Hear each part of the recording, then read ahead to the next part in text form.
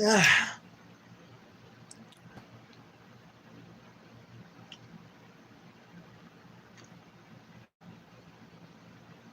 What's up, everybody?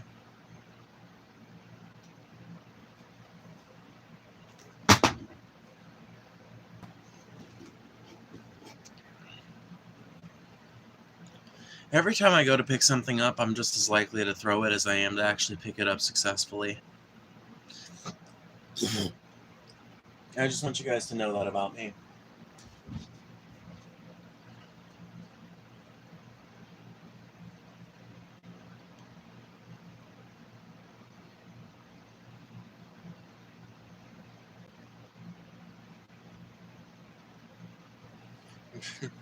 I have a fan up in here, and I've got this towel all wetted, so I'm trying to use it like a swamp cooler, kind of. We'll see how it works.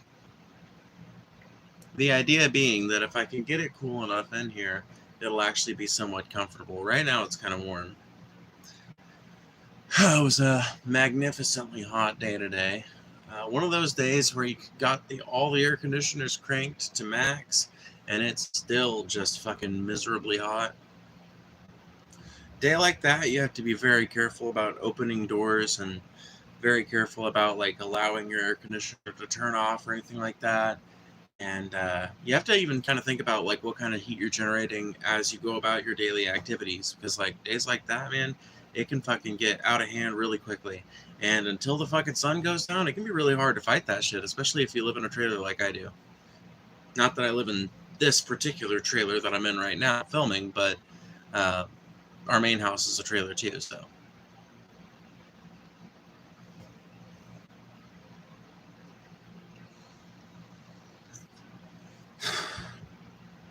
But there ain't even any air conditioners out here in this little outbuilding. Nope, just a fan. At least I got the fan though. The fan makes it a hell of a lot more livable than it would be otherwise. But there is a lot that has gone on in the news today. A shit ton that has gone on in the news today. And I watched 2 different documentaries today. 2 different ones, and both of them left me with a lot of thoughts. Both of them left me with a lot to talk about and think about. But I'll wait till some people find their way in here before we get into all of it. Make sure you guys are hitting that like button as you come in, by the way, because that really helps the channel. And that lets YouTube know, hey, they're streaming. Start sending people to her channel. At least I assume that's one of the ways it works.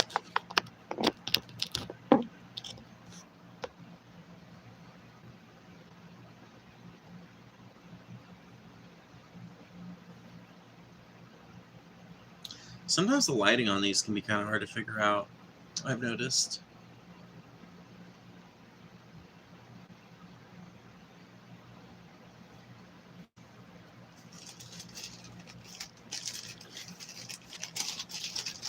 Is it not weird to anybody else that Iran has had 2 different leaders named Khamenei, and they're not the same person?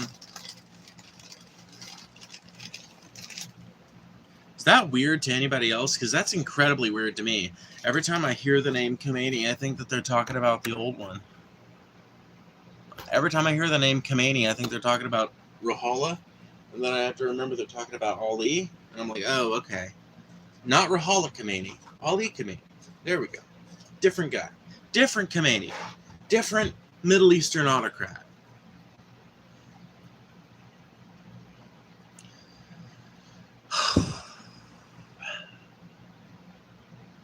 Like I said, make sure you guys hit that like button as you come in. Think of it like hanging up your hat as you come into the party, you know? You're getting to the party, you just got through the bouncer, you've gotten through the security and everything, you got your hat on, you need a place to set it down, or maybe it's a coat and you need a place to hang it. Consider the like button your post to hang your hat on, or your coat, or whatever you've come in wearing. What's up, Glitch Dash? What's up? Always good to have you in the chat. You've always got lots of fine updates on Jenkem and other disgusting things to let me know about.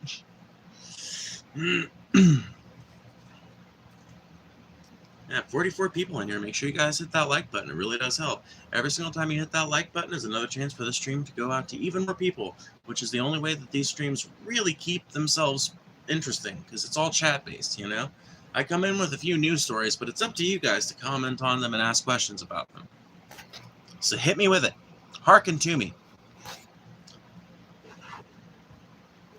You, out there, I demand to hear your question.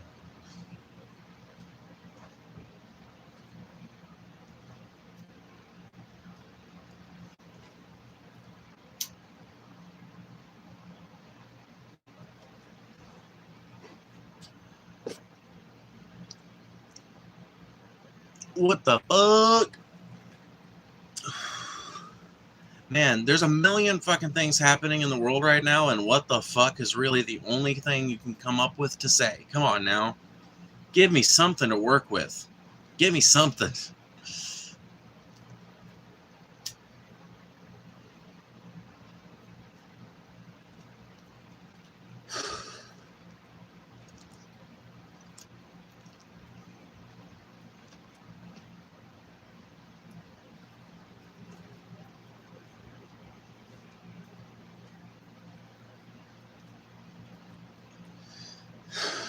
All right, we're starting to see some people trickle in. Dude, I just saw this. Well, look at the title. Look at me. Look around at the room and consider if there's some things that you could ask questions about, because that's how these streams work. I know that it might be an unfamiliar format to some, but I'm one of those streamers that actually reads or chats. I read everything that's sent in here. Okay, that's bullshit. I don't read everything that's sent in here, because once there's like a couple of hundred people in here, it can be really incredibly difficult to actually read every single chat. It can be really hard to just even try to keep up with it. So I read interesting chats, I read original, readable, and interesting chats, and things work out. But it's up to you guys to provide the interesting questions and meaningful commentary that I need to continue providing that at the top tier level that I try my best to do.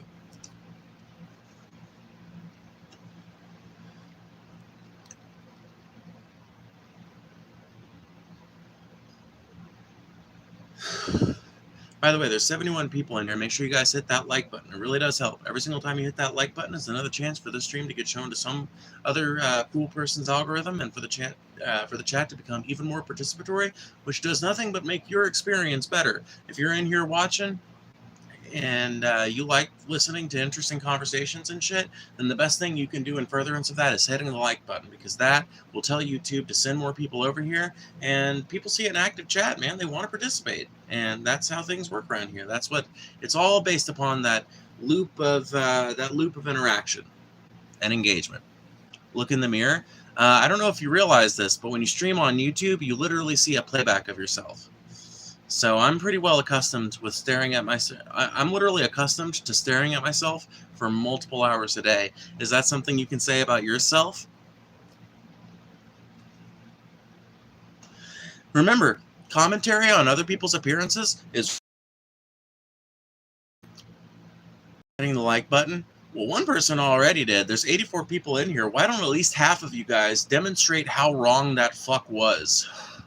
Why don't at least half of you guys hit that like button and disprove the person that just said nobody's hitting the like button? Come on, out of 85 people, you're telling me there's not 50% that wouldn't love to fuck on a dumb troll on the internet? Come on now. You guys can actively, right now, you have the rare fucking opportunity to disprove some random internet moron live online. Come on now. Is that a dress? No, this is a blouse. It's a lacy sleeved blouse. See, no dress. These are shorts.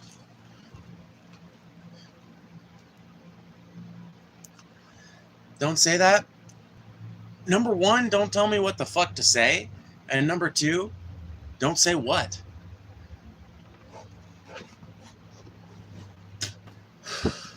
Listen, friend, just because you're 12 doesn't mean that I am. I personally have autonomy and can say whatever the fuck I please. Is Luke still around? Luke Skyrunner? They should be. I mean, I don't know if they're around right this second, but yeah, Luke hangs out here pretty regularly. Are you trans? Yes, I am trans. Why are you rocking back and forth so crazily, or is it a rocking chair? I don't know. I don't even think I was rocking back and forth that much, but if I was, it's just because I like to rock.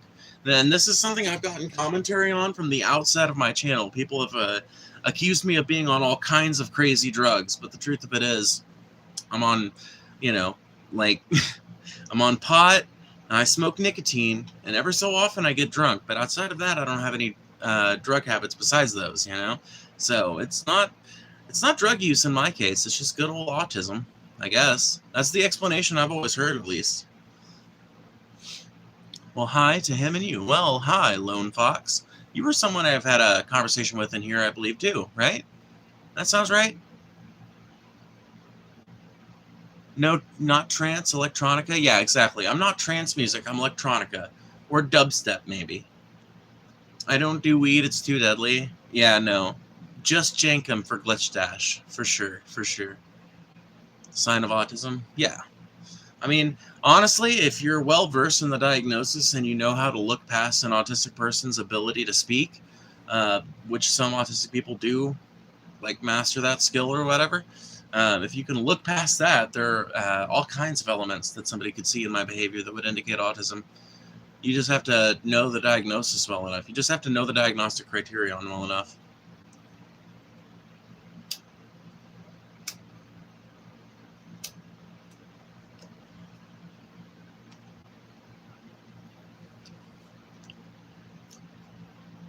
Okay, if you've been taught that rocking is a self-soothing behavior, then you've learned wrong. Dude, I love it. Matthew was in here the other day talking like there's some kind of medical expert as well. Matthew's one of these people that likes to play like they're a doctor online when really they're a fucking CNA. I guarantee you. I guarantee you Matthew ain't no goddamn doctor. I believe Matthew when they said that they work in the medical industry, but someone who works in the medical industry and has a PhD brags about it. Somebody that works in the medical industry and wants you to assume that they have a PhD says they work in the medical industry, but they're actually a CNA. Or a first-year nursing student or something. Nope, wasn't here. Oh, you weren't? Let's see here. Let's let the chat messages load up.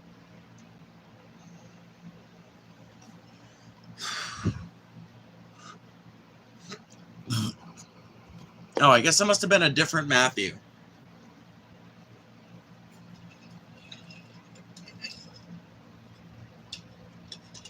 Because yeah, I can go back through the entire history of chats that somebody had said in here. It's one of the beautiful things about YouTube.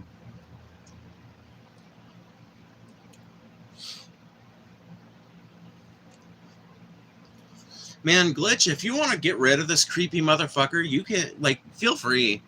Like, honestly, there's no shame in my game, but I really get sick to death of people who feel like they've got something over on me because I'm an open and expressive person who talks openly about what I deal with and how my life goes.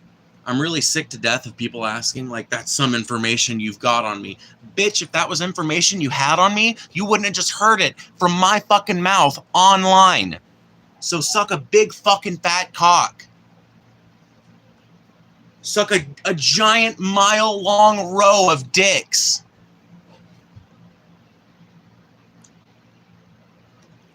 They try my fucking patience too, dude. 100%.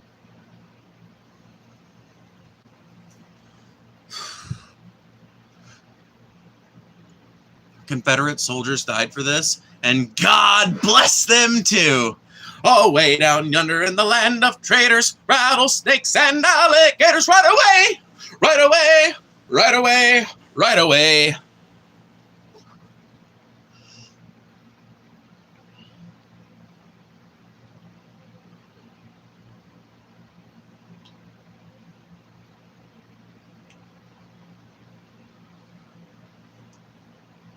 I wish I knew more of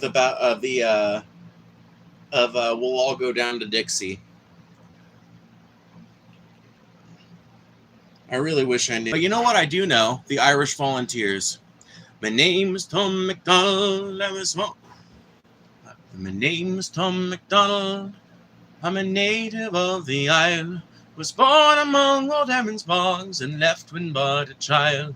My father fought in '98 for liberty so dear, and fell upon a Liberty Hill as an Irish volunteer. So bless the harp of Erin boys, the flag we all revere. We'll fight and die beneath their phones like Irish volunteers. So bless the harp of Erin boys, the flag we all revere. We'll fight and die beneath their phones as Irish volunteers. When I was driven from my home by an oppressor's hand, I quickly then laid down my brogues and came o'er to this land. I made a home and many friends, and some that I love dear. My blazes I'll stick to them like sticks as an Irish volunteer. So fill the ranks and march away, no traitors do we fear. We'll drive them all to blazes, says the Irish volunteer. So fill the ranks and march away, no traitors do we fear. We'll fight them all to blazes, says the Irish volunteer. And here's my favorite verse. Well, I'll sing both of my favorite verses. And when the traitors in the south commenced a warlike raid, I quickly then laid down the sticks to the devil went me spade. To a recruiting office then I went that happened to be near, and joined the good old 69th as an Irish volunteer. So fill the ranks and march away, no traitors do we fear. We'll fight them all to blazes, says the Irish volunteer. So fill the ranks and march away, no traitors do we fear. We'll fight them all to blazes, says the Irish volunteer.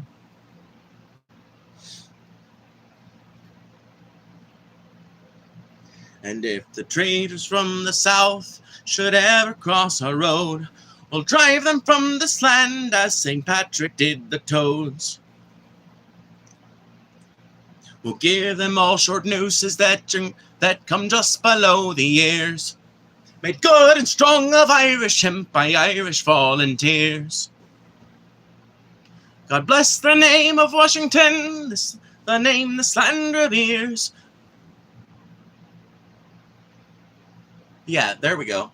Sorry, I'm trying to remember some of the lines. God bless the name of Washington, the name this land reveres. Success to Martin Nugent and the Irish volunteers. God bless the name of Washington, the name this land reveres. Success to Martin Nugent and the Irish volunteers.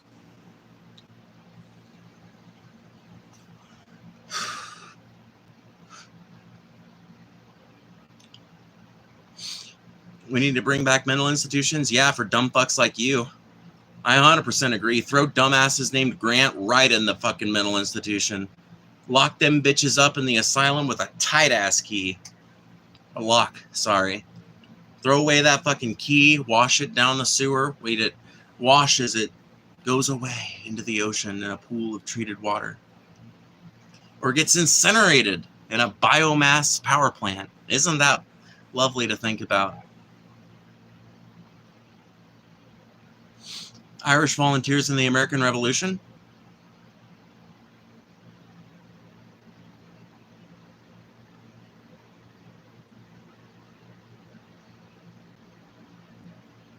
I don't have a way to Google it right now, but I'm assuming somebody in here can. Glitchdash, if you're still around, if you want to fucking back me up real quick and do a Google search for these dumb fucks and explain to them the 69th, what that line is talking about, that would be great, but you don't have to.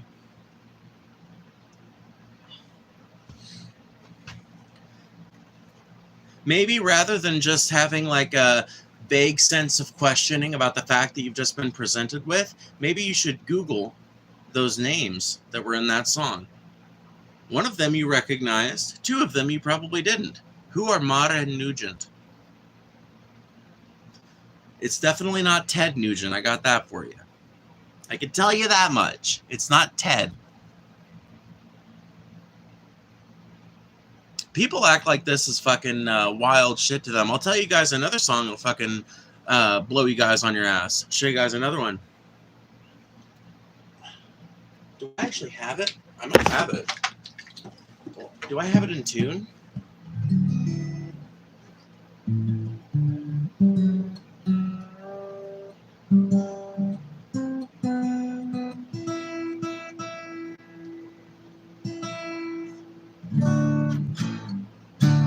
My name is John Riley. I'll have you here only why. I left my dear home of Ireland. It was death, starvation, or exile. When I got to America, 'twas my duty to go.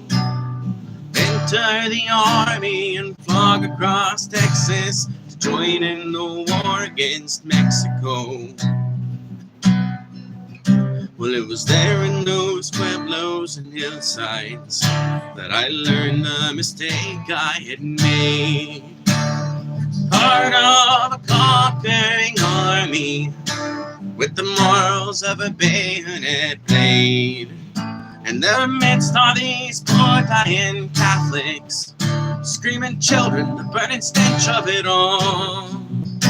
Myself and 200 Irishmen decided to rise to the call. From Dublin City to San Diego, we witnessed freedom denied.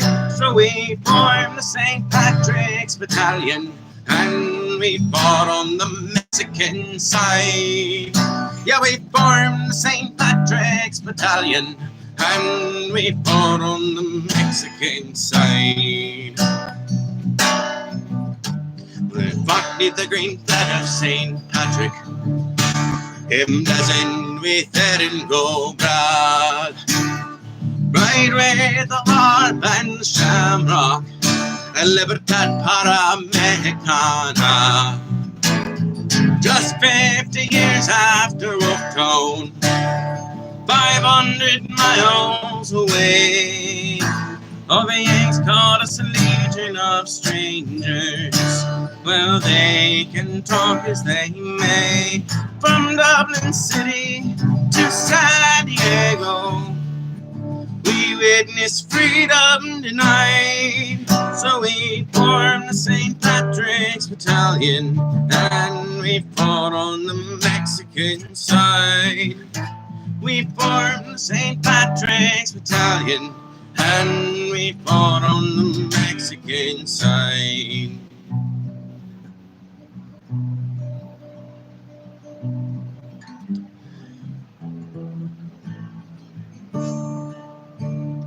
Fought them in Montemoros, where their volunteers were raping the nuns. At Monterey and Cerro Gordo, we fought on as Ireland's sons. We were the red-headed fighters for freedom, amidst these brown-skinned women and men. Oh, side by side we fought against tyranny. I dare say we'd do it again. From Dublin City to San Diego, we witnessed freedom denied. So we formed the St. Patrick's Battalion, and we fought on the Mexican side. Yeah, we formed the St. Patrick's Battalion, and we fought on the Mexican side.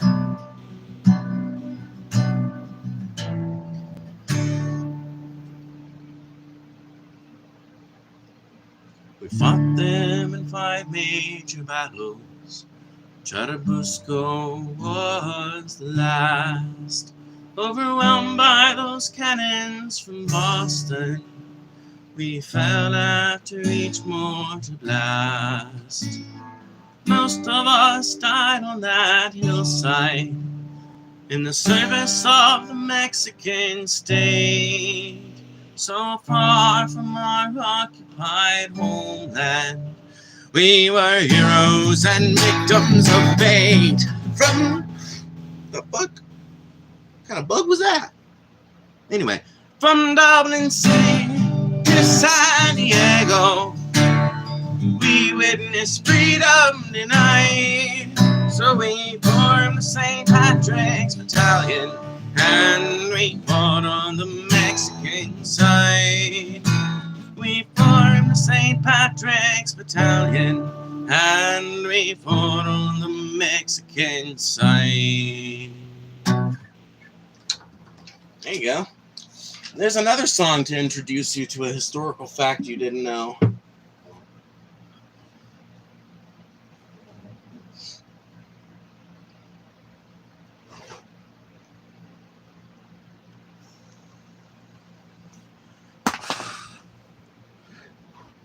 The fuck? Oh, there it is. Kudos for the hardworking mods. They're actually working too hard right now. That song's literally called the St. Patrick's Battalion. So there we go. So people who have been participating in good faith and have probably already subscribed, you guys are going to be fine. But those of you who are just here to be little shitbirds, you guys are about to be very unhappy. Because the poor big bad streamer put the baby slow mode on. Cry me your big old salty tears about it, bitches. My mods ain't got to work that hard. You know what I mean? I'm overworking them. Hello. Yes. Hi, Shrek. Trolls are so miserable. See what I mean? I knew the chat would become... It's literally like... Dude, it's like... I struggle to even think of an analogy, honestly, because it is so beautiful how the chat just transforms once you enable some of these basic settings. It goes from like nigh on incomprehensible bullshit to, whoa, I can actually read this now. Dope. What the fuck are you?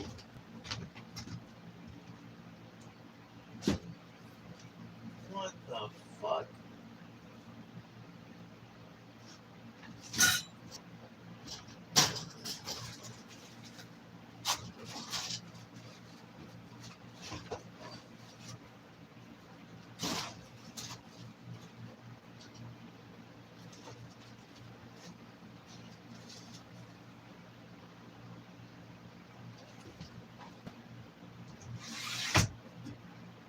Bro, bugs are fucking wild, dude. I don't have like an all-kill policy with bugs. I don't like automatically kill any bug I see in my house. But man, it is fucking freaky when you've got like a giant bug in your house and you have to like deal with that shit right then. I love banning people in this chat. Yeah, no, it is one of the most rewarding feelings on the planet, honestly, to come across a bunch of like trolls who's like the most righteous fucking thing you can do is ban them, you know? You feel completely justified. It's the best kind of ban. It's the most unambiguous fucking ban. Spiders freak me out. Dude, I will, for the most part, move spiders unless it's some kind of dangerous spider or something like that. Because, dude, there ain't nowhere I can move that spider that I'm going to be comfortable with it being. Like, what am I going to do? Stick it outside? Where it's just going to make a fucking house, like a little nest on the porch for me, my child, or my partner to get fucking bitten by and sent to the hospital? Fuck that. I'm sorry, if a Black Widow tries, even attempts to make its home somewhere near my shit, that thing has to go. Random donation of the month? Well, thank you. I appreciate that. That's actually really cool. Yeah, that's actually really dope. 50, is that Mexican dollars? Is that, I don't actually know what, I don't know what, not like, what's the word I'm looking for? What's the name of the currency in Mexico? I'm assuming MX means, you know. But, Phoebe, please sing my rap. I'm an OG. I'm subbed. Your rap? What's your rap? Pesos? Okay, dope. Okay. So that person just gave me 50 Mexican pesos. That's super cool. That's awesome.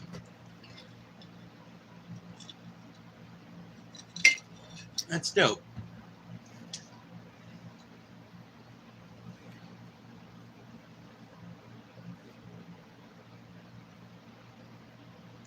Gracias por las pesas. I probably didn't pronounce that right. Let me try it again. Gracias por las pesas. Pesas. Probably still not doing it right. I'm probably still not anywhere close. My problem is, like, Spanish pronunciation relies on a lot of, like, sounds being close to each other that I, as an English speaker, am not accustomed to being near one another, you know? Okay, so is pesos always in the masculine sense? That would be something I did not know. That would be something that, see, this is the great fucking thing about being a student. You know, this is the great thing about, like, being in the learning process for something, because you get to learn new shit all the time. It's literally like $3 in American dollars. Yeah, I know. Yeah, YouTube tells me like what things add up to in the equivalent amount of my local currency as donations go through. But just because something isn't like big for me doesn't mean it wasn't big for them. You know what I mean? I don't know like what 50 pesos gets you in Mexico, but I know $50 here gets you quite a bit, you know? And even if 264 does not get me that much, which is the equivalent amount for what they sent, and even if 264 does not get me that much, I still appreciate somebody who, you know, lives in a country that would get them more. I still appreciate them sending that amount. I don't know. I appreciate any amount anybody gives to me, honestly. I am gracious, I am gracious and grateful for every little dime and dollar I get. Speaking of which, I have memberships open, and if you sign up for one, you might get to do some members-only chats like the ones I'm going to start doing as soon as I get 10 or more members. Somebody just fucking donated a fucking gift membership yesterday. If anybody else wants to do that, please feel free. It would really help. Members-only chats are going to be the fucking dankest shit, because look at how good the chat is right now. And we've just got some basic, like, we've literally got the most basic of requirements set in place for the chat right now. And look at how good it is. $50 here basically gives you food for a week. See what I mean? Thank you. Thank you for explaining that. So what does 50 pesos get you in Mexico?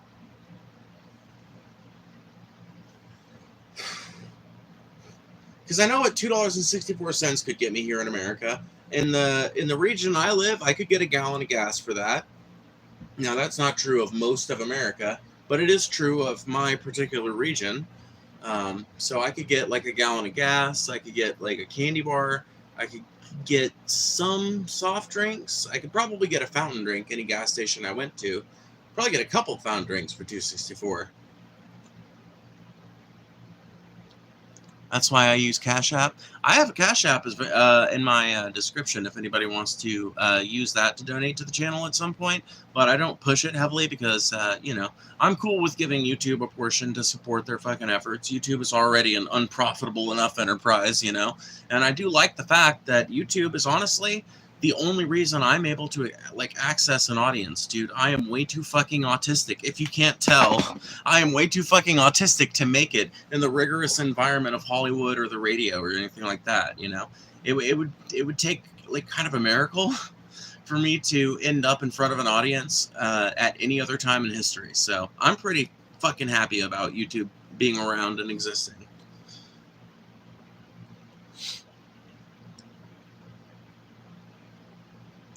Looking like Peter Griffin in a...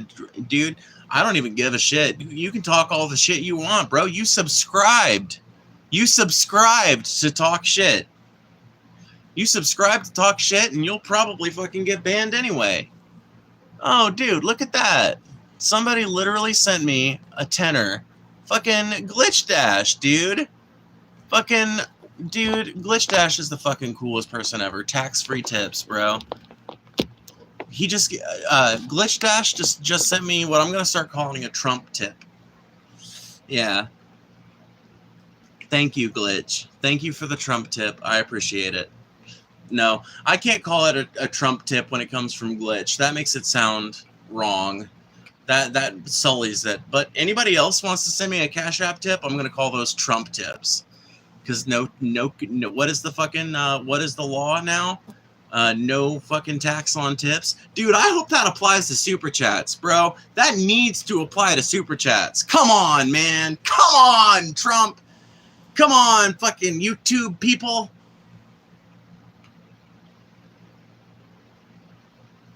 What is this creature that has blessed my feed? What indeed? I like to say that I'm a nuisance to man and a mystery to the gods. But you might think of me as the wind that rushes through your door as you leave a window open and exit into the springtime. You might think of me as the snow that falls on top of the mountain on a sunny June day that you can see through the distance, but just barely. You might think of me as the rush of the water that comes cascading down from that high snow peak. But that is entirely up to you.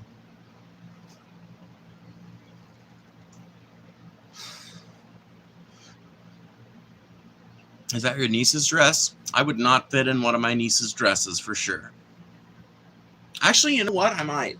She's actually really tall now. It was kind of like shocking to me. I literally, so I hadn't seen my niece in like 5 fucking years until I returned to you.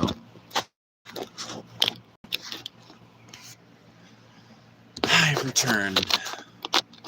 So what happened was my fucking power, not my power, but my cable apparently wasn't connected very good, and so the phone wasn't charging for some fucking goddamn reason.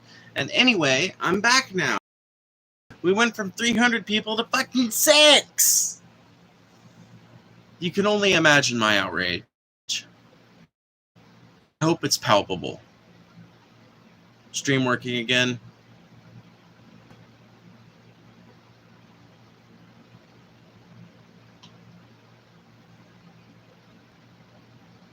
I support preaching your ideals as long as it's not forced for real. Well, of course you do. You're high on shrooms, bro. What issue could you possibly take with another human being right now? Be for real. I know when I'm on shrooms, dude, I'm the friend of the fucking world, bro. I feel like I could make friends with a Nazi when I'm on mushrooms. I don't mean that in a weird way, okay? I just mean, like, I feel like I could...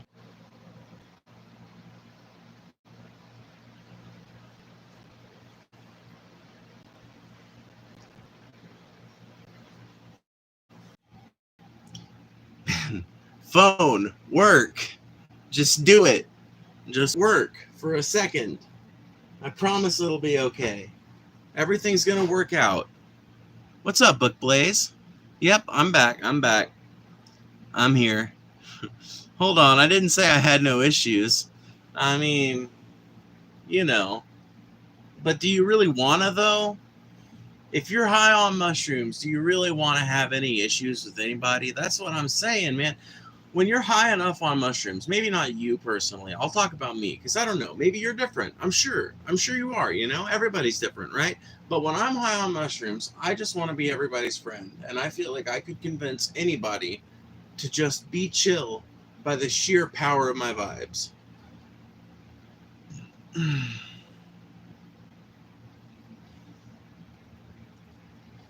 Just be like, bro, you say you want to do this fascist takeover, but now that you're on those mushrooms, don't you, like, yeah, come on, no, you don't want that.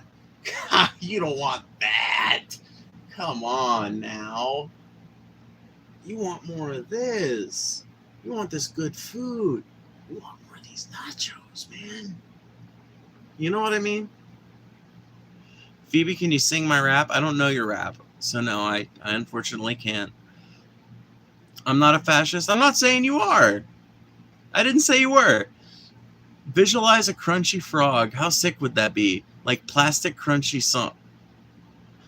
Man, Book Blaze, you're a villain. Do you know that? Do you know that, Book Blaze?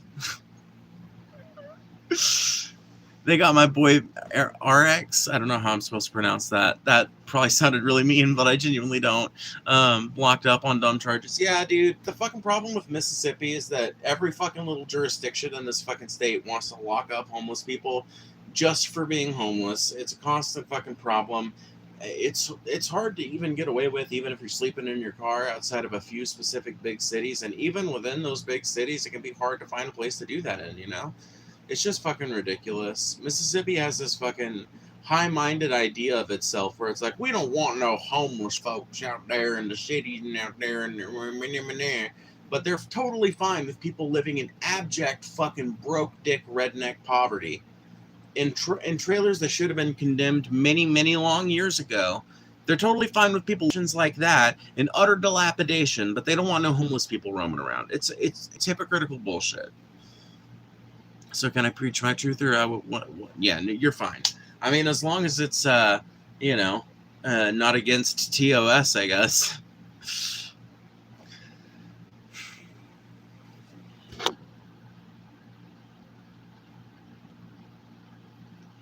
Yeah, dude, it's Joseph. You got what Book Blaze was trying to do. I don't know, the Book Blaze was trying to make you have a bad trip, but Book Blaze is definitely trying to use the power of persuasion.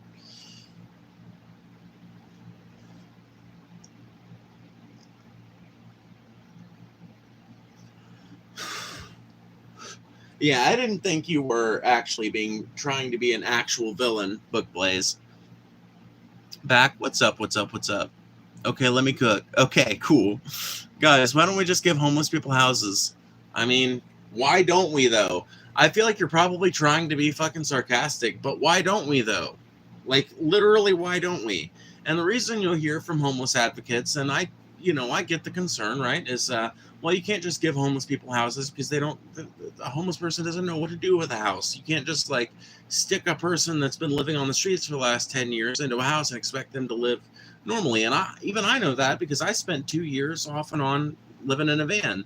I would come back to, like, I would stay with a family member throughout the winter from like November to February or March, and back out into the road I'd go. And I did that for the better part of, honestly, the better part of 3 years, for being completely real. But usually I just say 2 years because the other parts were kind of like divided into other years, I guess. So, but at the very least 2 years that I spent living pretty steady in my van, even I found it really hard to readjust to living in a house and working a regular job. Once that became my life again, it took a good like year of being back in that lifestyle, I guess you'd call it. I don't really know how else to word it, but it took like a year of being back in that lifestyle before I was normal again, before I didn't have a bunch of fucking habits that ultimately just derived from being on the road. It really does profoundly change how you think about life, how you think about, I don't know, how you think about everything you go about doing in your everyday life that you probably don't give too many thoughts about. You have to give constant thought to them when you're homeless. When you live in a house, taking a shower is as easy as turning on the tap. When you're on the road, when you're living in a van or you're living on the streets, you have to think, where can I get a horse bath tonight? Where can I go where I'll have a single person restroom? Because if you're going to be doing it in a public restroom, you're going to get all kinds of looks and shit. Now, some people just don't care. Some people do it anyway. But for the most part, you're looking for a single person bathroom that you can use for like 30 minutes and nobody's gonna notice or care. And like, that's just one aspect of the many fucking things that people take for granted every day as they go about their daily lives, that a homeless person has to completely relearn as an aspect of becoming homeless, and that you have to relearn once you get out of that situation as well. It's not like it comes back to you instantly like that. So you can't just stick homeless people in houses. I get that, but what I don't get is why we have so fucking many empty houses and so many families getting fucked over on rent and so many homeless people at the same time, right? It seems to me that with a little bit of land reform, we could really start to make a big adjustment in this problem. Let a bunch of families currently living in apartments move into houses for the first time in their lives.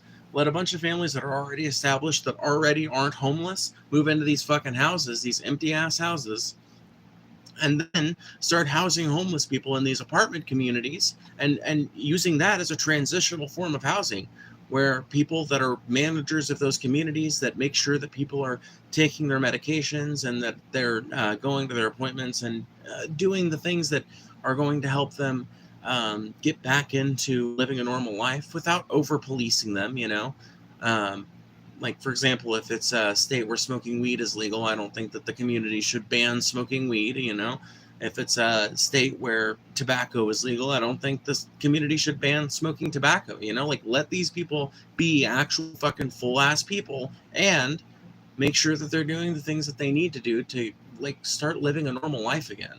Because it is not fucking right that we have a giant population of people just wandering America's streets, hopeless, hungry, without a roof to look forward to or a shower to fucking fall back on at the end of the day. It's fucking ridiculous.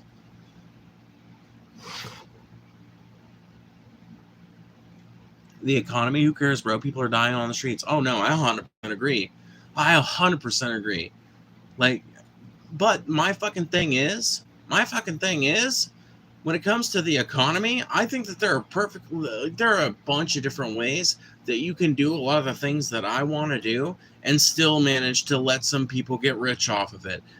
But honestly, I also think that there are ways to do it that wouldn't, and I wouldn't give a fuck if that's how it goes.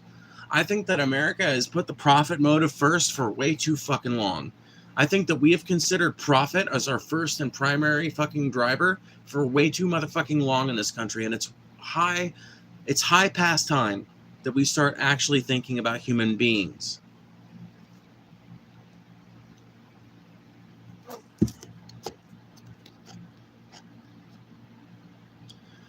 Don't YMCA's have facilities people can use? I believe they do. I'm pretty sure don't you have to have like a membership to the YMCA? But also, there's not a YMCA in every town, you know? It's not like every city in America has one.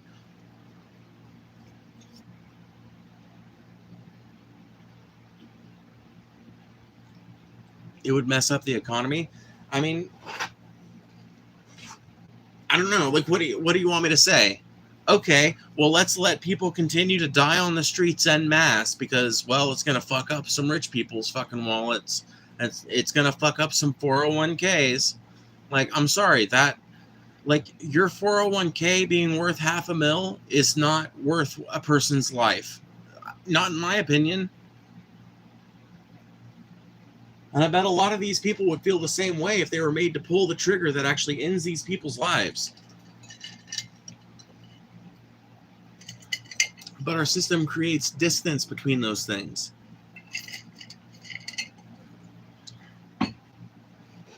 So rich people and the people who act in favor of rich people continuously too. They continuously do things that are in favor of rich people, that are in furtherance of bourgeois interests, right? And we do nothing about it.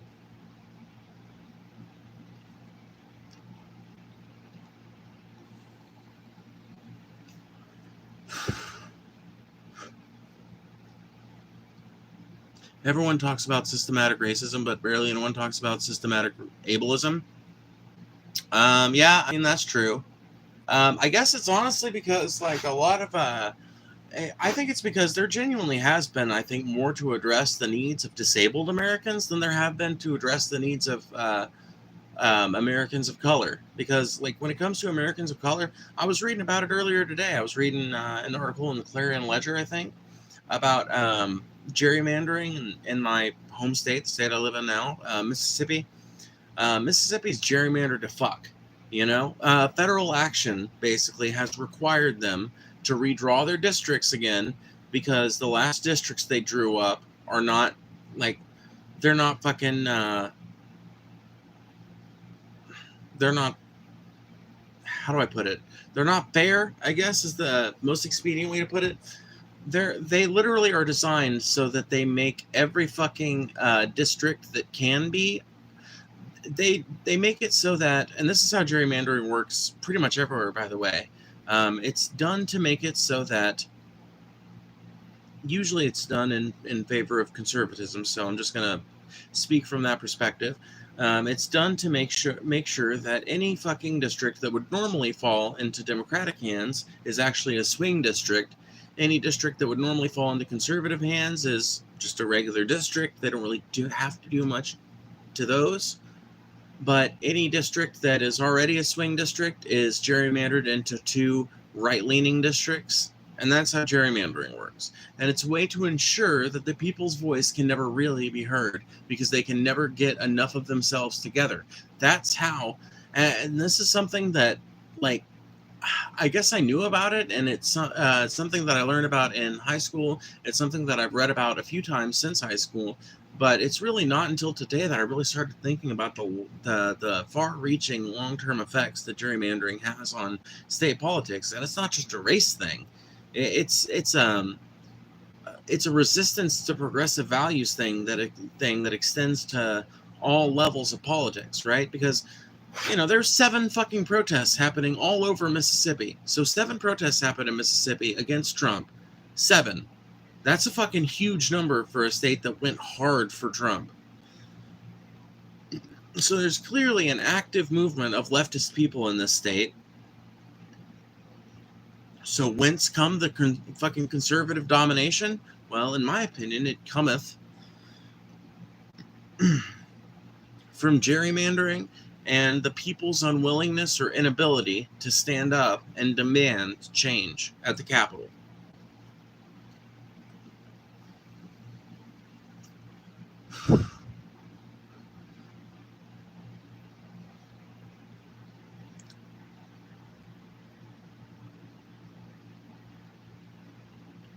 If they realize they can be homeless and just get a house and live, that defeats the point of reform programs. Are you...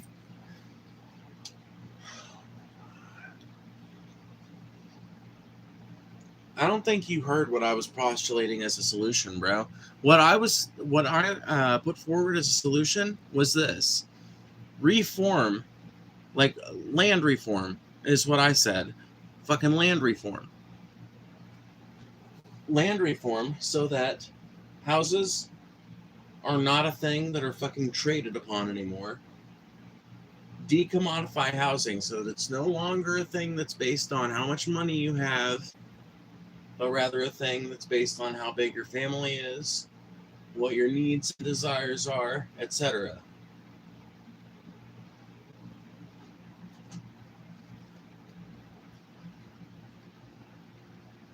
And that is what gerrymandering is. Gerrymandering is the redrawing of district lines so that they fall within a specific fucking... it's the redrawing of district lines so that they fall within a predictable pattern of voter turnout. It's so that you can more easily predict the outcome of these elections. It's one of the many ways that American politicians have to rig elections in this country. You cannot do that since people would literally stop working. That is retarded. That is fucking retarded. Do you really fucking think that every American right now that sees pride in their work... And so I'm learning something about you, Joseph. You would fucking stop working at the drop of a hat if you could, right? You would stop working at the drop of a hat if you could, right? You don't find a lick of fucking pleasure in any of the work that you do you? You do a menial job that you hate, and you probably don't do any work at your house that you find any value in, right? And that's why you see work as one of these things that people would just drop like a fucking hot potato the second that they could, right? You keep it real? Well, thank you. I appreciate that. $5 from the person whose name I can't pronounce because it's all consonants, but I appreciate you. And remember, anybody else that wants to send a super chat, please do. It really does. That's one of the, honestly, that is the most effective way that you can show that you like what we're doing here, which is ultimately keeping it real. Like that person said, we are trying to foster a fucking, like a conversation platform here, a place that you can come and talk about philosophical topics or political topics or the things going on in the news, current events. It doesn't matter. You come to me with interesting questions. I respond to them. I pose interesting questions to you guys and you respond to them. And we have something that resembles a conversation. And if you like that project, if you want to support that project, if you want to help me put money towards improving it even further, please send a super chat.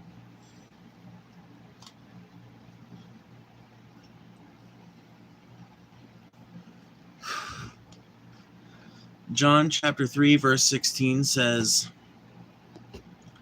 I'm not going to read that comment, bro. Get lost. Someone ban his proselytizing ass.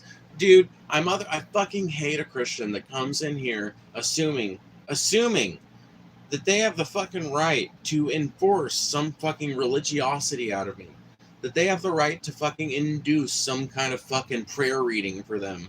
Bro, go to church. Go to fucking call your pastor or something, bro. You are so fucking weird. Why do you bring this weird Bronze Age mythology into every place you go? The majority of people could also be doing work that they wouldn't trade for gobs of money. People still have the ability to work with passion to enrich the lives of others. Not only that, but you can still have a system that rewards hard work. You can still have a system that rewards putting your fucking active effort towards the like collective fucking the collective production of civilization or whatever, or towards the creative output of civilization. Like, you can still have a system that rewards what we now call work. You just don't have to tie housing to that. The idea that you do is ridiculous. The idea that if you give people free houses, or if you see, here's the fucking thing. If Joseph's fucking logic, if we take Joseph's logic to the ultimate conclusion, then someone that owns their own house and doesn't owe any money on it, that person should just not work. That person apparently quits their job and doesn't work, right? When the truth of it is that a lot of times people who manage to pay off a house fully, like somebody who manages to pay off their house early because they get a really nice promotion at work and they manage to keep it, and they're able to, right? A lot of times that person will go buy a second house and keep on working, rent out the first house, live in the second house, and fucking double up their income, basically. And that's like then you're well on the way to being a fucking rich fuck at that point. So the idea that people would just give up their fucking work merely because they got a house is ridiculous. Fucking ridiculous. Thank you for the $2. I appreciate that. That's a really kind act and thought of you. People would be out of jobs if you just give everyone a house. Have you paid off a house? I don't have to worry about that because I live on family land that my family's owned since the 1940s. Only person we have to pay every year is the federal government, baby. Not the federal government, I guess, but the county government.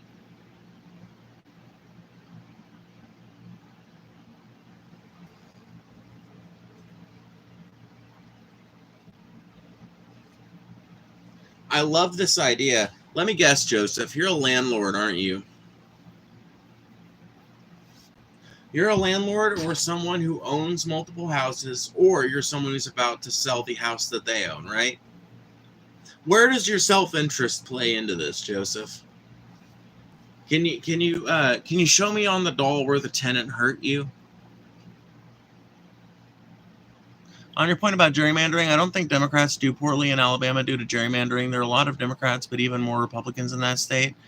I don't know about Alabama. Honestly, I don't know that much about Alabama's politics. I know way more about Mississippi's politics and Missouri's politics, because those are the two states that I spent the most time in. But as far as other states, I really am not that familiar with their politics, to be completely honest with you. But let me see here. We really see gerrymandering by both parties in states like North Carolina and Nevada. Yeah, that wouldn't surprise me. That wouldn't surprise me if there's some competitive gerrymandering that goes on. I imagine the example that I gave is probably mostly true of hardcore right Republican states, because it's definitely something that happens in Mississippi.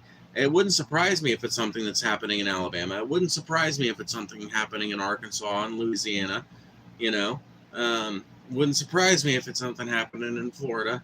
And it wouldn't surprise me if that's the fucking tendency that it always follows. I mean, like I said, it took federal action, and this is the third or fourth time that it's had to take federal action for them to fucking make baseline fair district lines,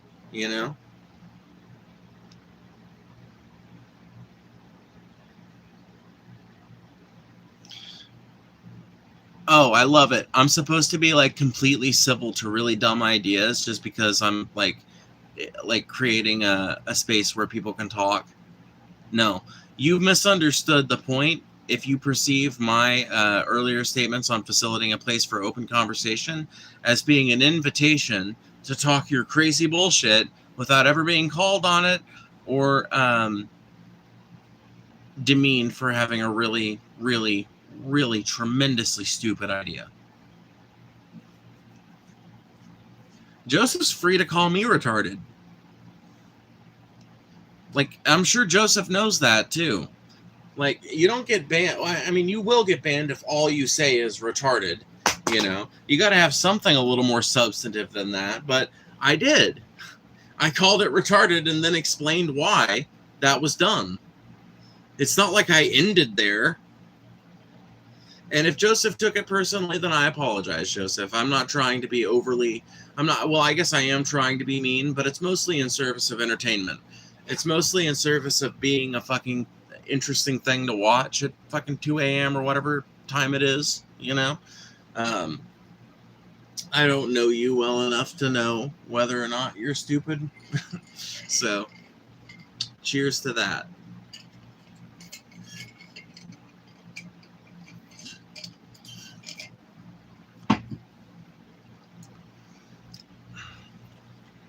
How is it stupid? I don't even remember what the thing was that I said that you said that I said was stupid. I haven't banned anybody.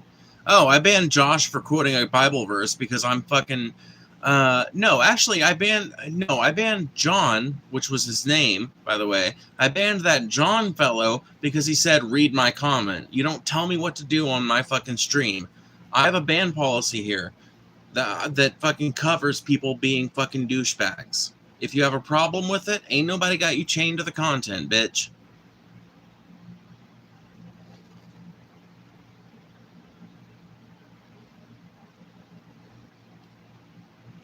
I love you people that think hypocrite is like the ultimate fucking insult. I love you people that think it's like the most earth-shattering thing ever.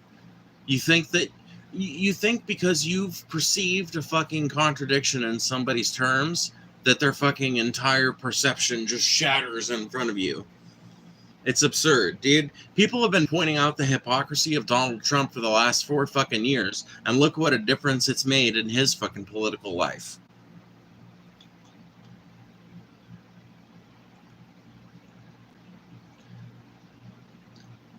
I don't care what John quotes, but he's not going to tell me to fucking read his comment. You don't, especially not when it's something that stupid. Especially when you're just quoting a Bible verse at me. I'm sorry, I'm not here to be proselytized to.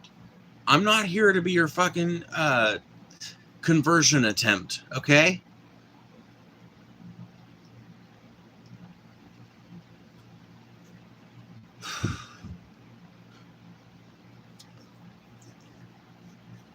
When did I say everything should be provided, bro? I love these strawman arguments that happen whenever somebody has the bold fucking idea. Maybe the fact that shit that people fucking baseline require shouldn't be something that's left up to the fucking woes of the marketplace. I love the idea that because you don't believe in marketing and making money off of people's fucking desperate human need for shelter, that you're somehow a fucking communist. That, dude, that might be the most successful bit of capitalist propaganda that has ever been conceived of. That by itself.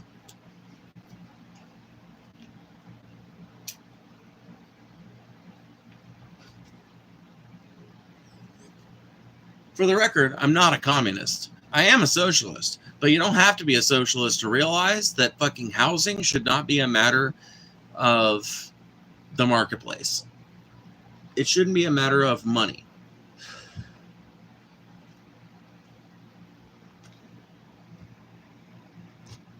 I think that people who view hypocrite as such an insult are people who can't have a chuckle at themselves. Imagine being so terrified of getting your own wires crossed. Exactly, Bookblaze. You put it way more aptly than I could. Exactly. Yeah, sometimes I say some contradictory shit. I really don't think that anything that person pointed out was a hypocrisy. I think that they're trying to get me caught in a gotcha because they think it'll fucking...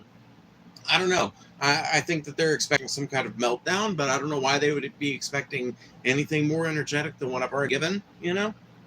But whatever. Regardless of their motivations...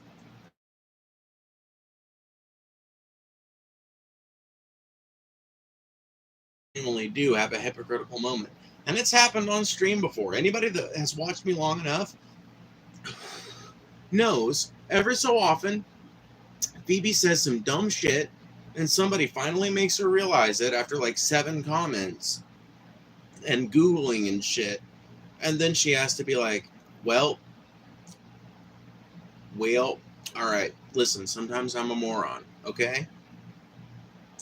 But dude, people who are just fucking interacting with me for the first time, they I guess they look at me and they look at the way I speak and they look at the cocksure manner in which I engage with the chat and carry myself, and they think that person probably thinks they're never wrong about anything. Wrong!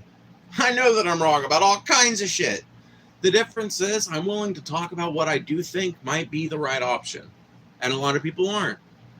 There are a lot of people who think just like I do. They just don't know how to put it into words, or they don't know how to argue about it well enough. They're used to people shouting them down. They're used to people condescending to them the way you do. What I'm used to is condescending back to people in a way that they're not prepared for.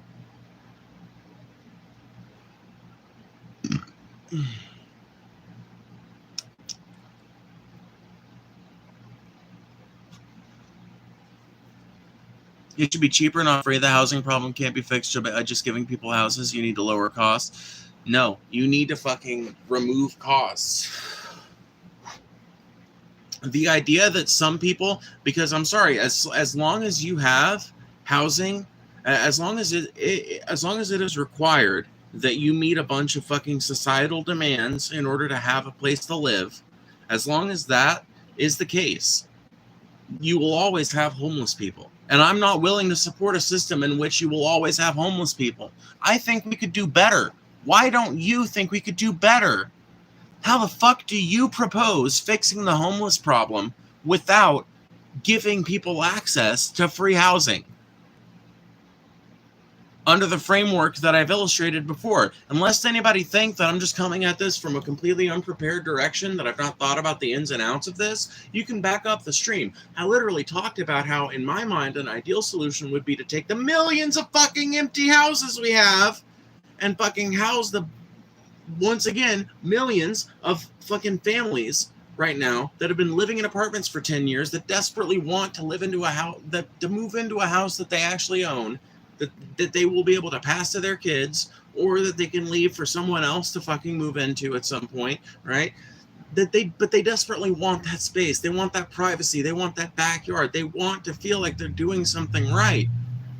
Let those people move into the fucking millions of empty houses that we've got scattered all throughout this great country, and then use the empty fucking apartment complexes that you've got now as transitionary housing for the millions of homeless people that need to be gotten up off of America's streets. We need to take care of these people. You realize how many of them are fucking veterans? Do you realize how many of these people have fought in fucking foreign wars? Do you realize how many of these people were fucking regular ass working people, let alone veterans, just regular ass working fucking people that came upon hard times, that got fucking addicted to some kind of drug because they got a workplace injury, got prescribed a fucking narcotic, and now then their fucking doctor took them off of it. They got on street shit. Now they're fucking homeless because that's where fucking life takes you at a certain point with all the fucked up policies we've got dominating this country. And you want to tell me that the solution involves ensuring that people still have to pass through 36 fucking opaque social crucibles in order to be able to get a house? That's reprehensible.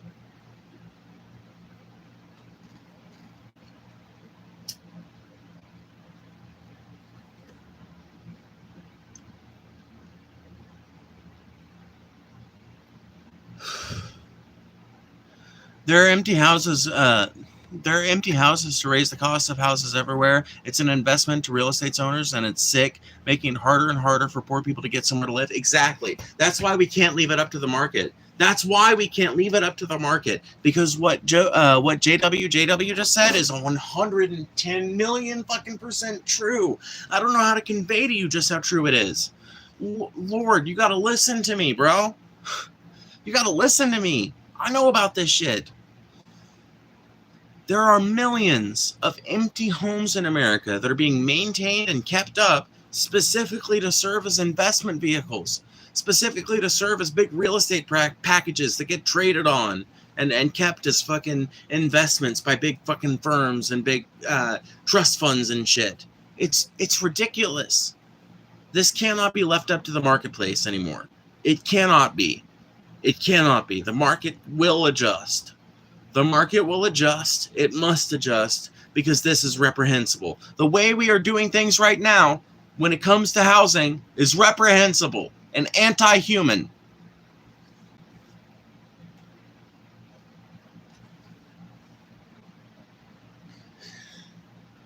I'll be goddamned if I continue to see people in the fucking state I grew up in living in dilapidated motherfucking trailers because they can't afford to move into something better.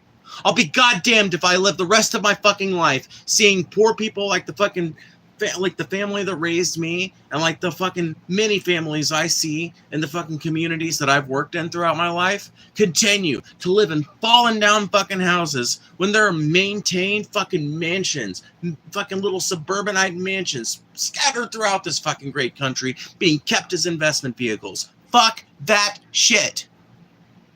And fuck you if you support it. I got no room for a landlord. We don't cotton to a landlord around here. Do you work? Hell yes, I do. What is it of? What business is it of yours?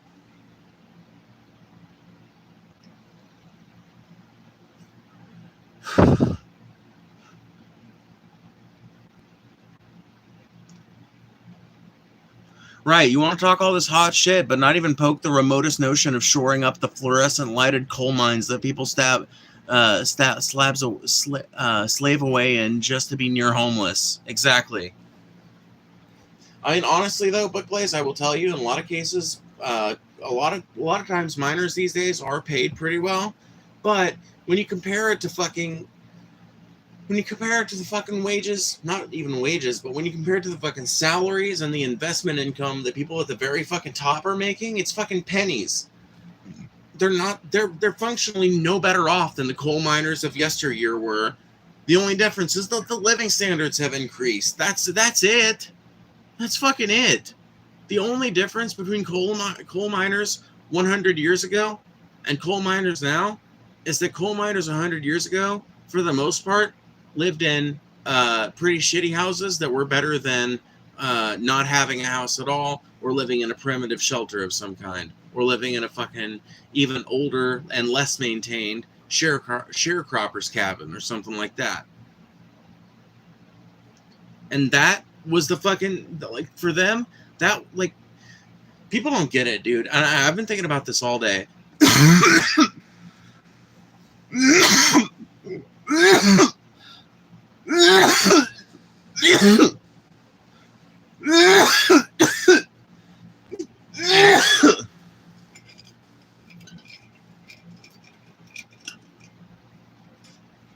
I think I swallowed a bug. Anyway, I've been thinking about this all day. People don't get it. It's like people have forgotten the last fucking 20 years of politics and the last 100 years of history. It's like it's been a fucking forgotten war in our society.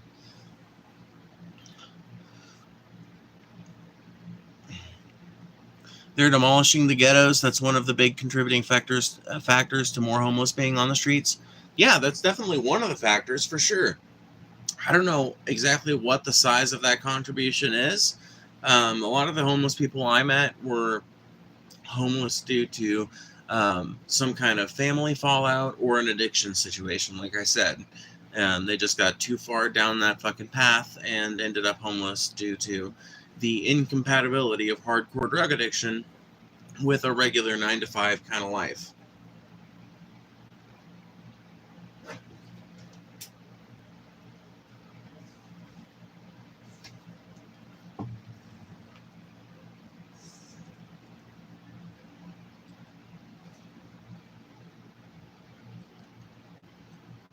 It's weird how we live in a country where the people who make the most money are the ones that just throw virtual cash into this weird investment ether that does nothing for anyone. I know. It is fucking weird. It's one of the weirdest aspects about our society, and nobody even seems to fucking consider it. I hardly ever hear anybody even talk about it. I hardly ever hear anybody even mention it. By the way, thank you, JW, for the many donations tonight. I really do appreciate it. You've donated like $7 over the course of tonight, so like, thank you so much. That's been really sweet of you. It's actually more like $8, I think, because I feel like you donated 5, and then 2, and then 1. So, thank you. You're deeply appreciated. Did I get fucking age gated or something?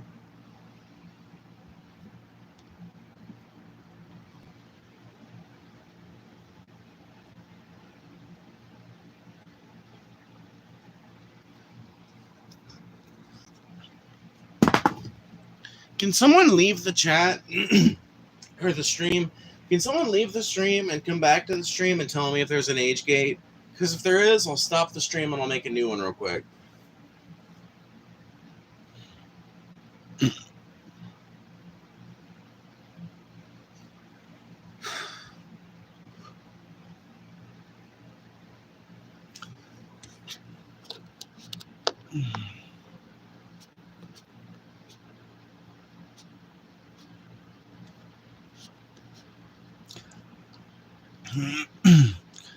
I mean, coal miners don't really get paid horribly. That's livable. I mean, it's livable, but that's the fucking thing is like when your livable wage is like enough to get you a nice house and a nice car, but that's it.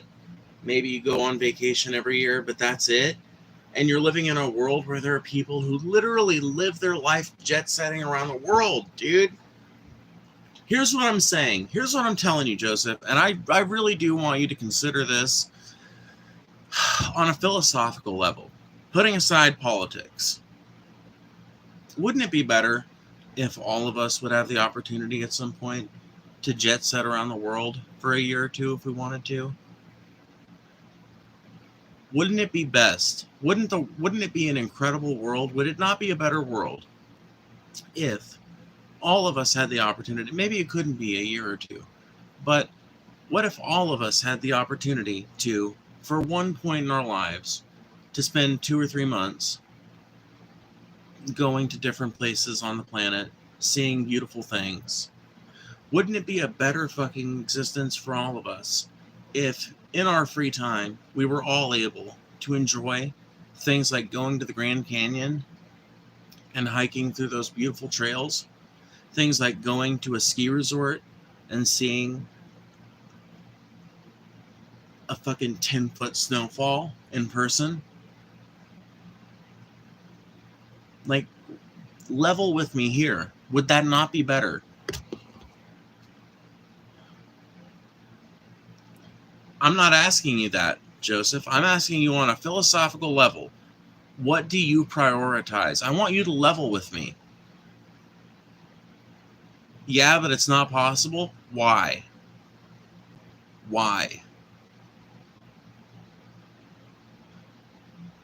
The problem is the affluent suburbs are fighting tooth and nail to keep poor people out. Yeah, I know. But that's why the fucking... that's why something's got to give, you know? Here's what I don't get, right? And it's just another example of how shit can only roll downhill in capitalism, right? You can never send violence back up the fucking class hierarchy in capitalism because it's okay for the suburbanites to kick poor people out, even though there's way more fucking poor people than there are suburbanites. But if the fucking poor people get together and try to fucking do something to mandate a certain fucking behavior out of the suburbanites, ooh boy, man, they fucking get all kinds of fucking fighting mad, like Civil War type mad. That seems unfair to me. That seems like a fucked up system now, doesn't it? That seems like something the working class of this country ought to fucking work on. And the great thing about it is that the suburbs are changing. The suburbs are not nearly as conservative and traditional as they used to be. Every year, the suburbs get a little more lefty and fucking liberal and shit. Every year, there's another HOA that pops up with progressive policies. Every fucking year, there's another HOA that abolishes itself because it's a way more progressive neighborhood. You know, it's a growing movement of people because as America goes on, the truth about America that Michael Moore talked about in Fahrenheit 11/9 becomes more and more true. We really are a leftist country. A gay-loving, quinoa-cooking, gun-hating, fucking liberal democracy, man.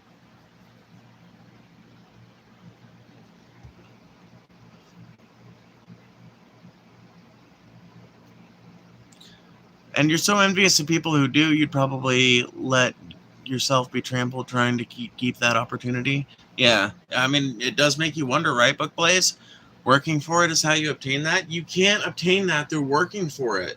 You cannot obtain getting to jet set around the world by working for it. Maybe you can if you figure out a way to work for yourself, but man, that is gatekept from so many fucking people. I'm the type of person that I would love to, like, I think I have a fucking idea that could easily be $1 million idea, but good luck getting anybody convinced to fucking underwrite me for the 200 grand I'd need to get started, you know? Like, good luck. Good fucking luck.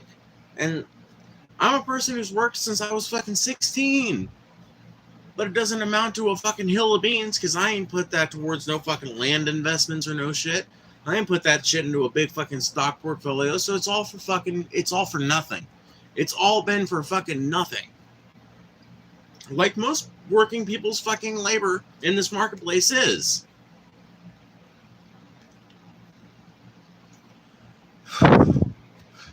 You can't make it possible, that's the issue. Says you. You haven't demonstrated that to be fact. Because the defense industry needs another $1 trillion, exactly. Because there's a fucking million fucking war industries that gotta fucking make a bunch of money, and one of the ways that these fucking big old fucking war profiteers protect their money is by investing it in land. Fuck these motherfuckers. You're asking me to fucking support the system. You're literally asking me to support and defend the system that enables and aids and abets some of the worst, most reprehensible fucks on this entire planet. You realize the long list of America's most illustrious capitalists includes such lowly characters as Dick fucking Cheney, Donald Trump,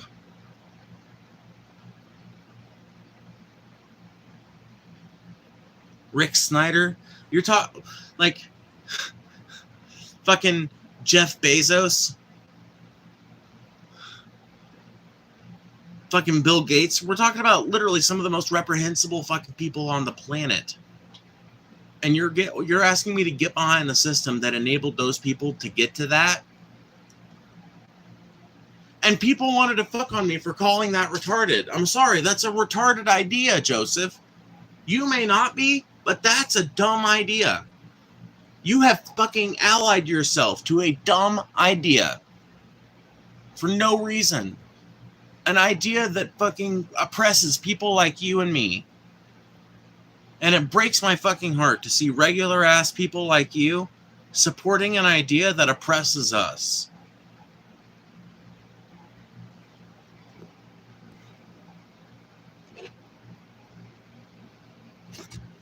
Again, you can't, Joseph. You don't want to either. You've stepped in envy and brain broken on capitalism. Yeah, exactly. You're steeped in envy and brain broken in capitalism. Yeah. America is a shit show right now, especially right now. Capitalism is literally how the world is going to work. No. Capitalism is how the world is going to be fucking burned up to a fiery fucking crisp with barely a carbon skeleton left to indicate its presence. Minimum wage was originally designed in the early mid-1900s to provide a minimum standard of living. Now it's barely survivable and doesn't match inflationary drops every year. Most about everyone with any money or quality of life was born into it or lucky and hardworking. Yeah, that's the thing. If you can be lucky and hardworking, yeah, you can make it in this country and you can have some pretty cool shit. But it requires that fucking lucky aspect, you know?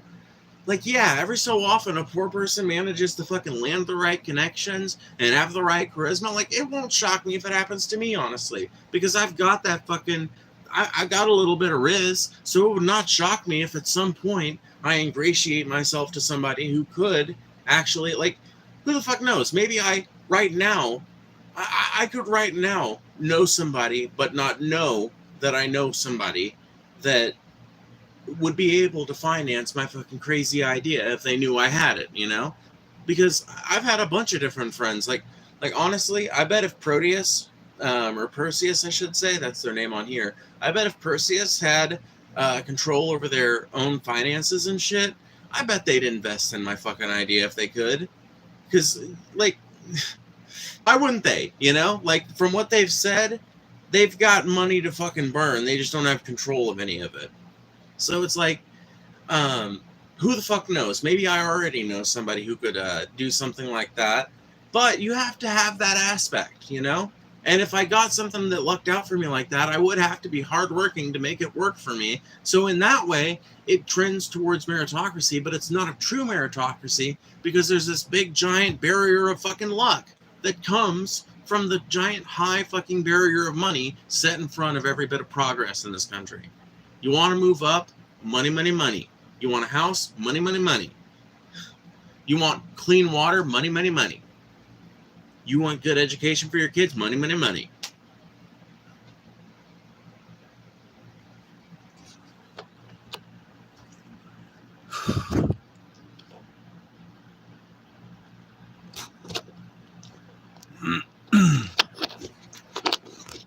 I mean, you say you have a path to an incredibly lucrative career. Joseph, have you looked up the numbers of people who go to college for incredibly lucrative careers and exit college working at Kroger?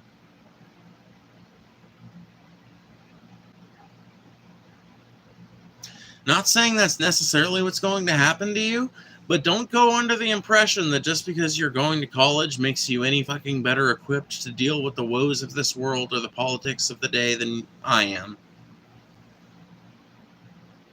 How far are you in college? Because depending on how far you're in college, I might have just as many college credits as you do. I didn't make it very far into my studies, but I left with like 6 credits, so... And I was doing that in high school. So I was doing college classes while I was in high school. So, do we really want to have this pissing contest, Joseph?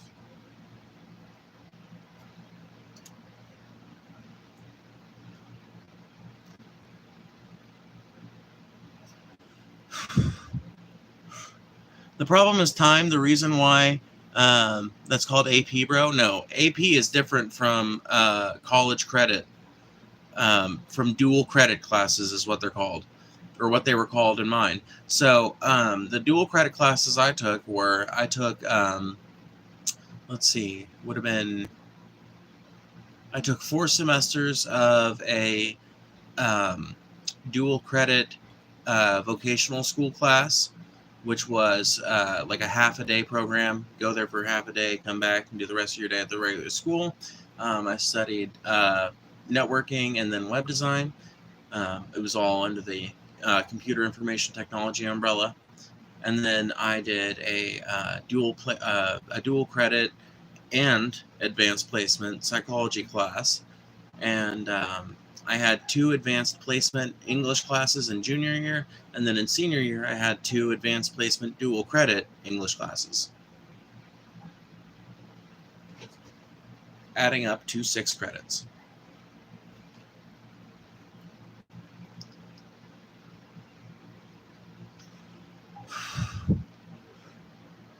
Yeah, no, I'm just arguing with the person who tried to like call me out unfairly.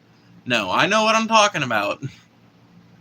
I love it when people think they've got a gotcha on me, but no.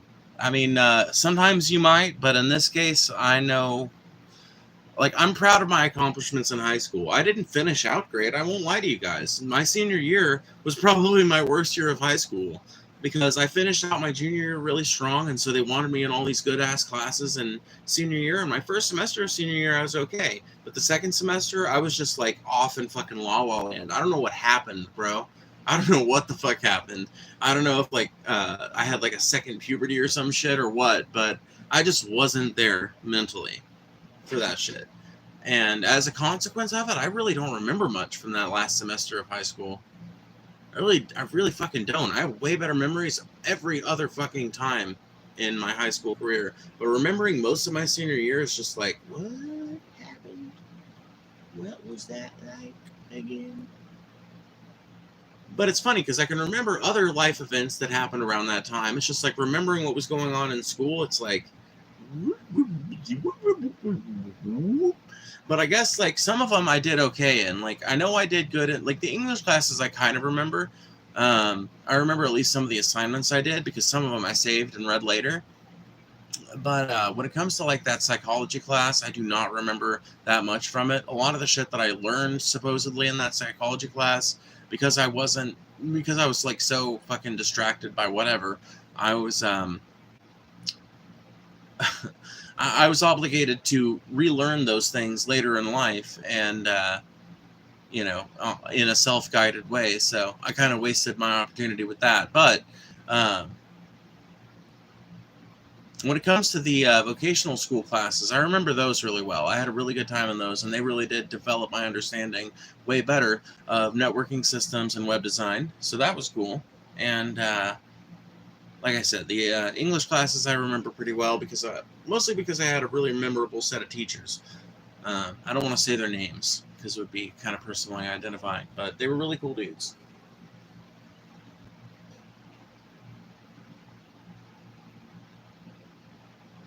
So are you in college? No.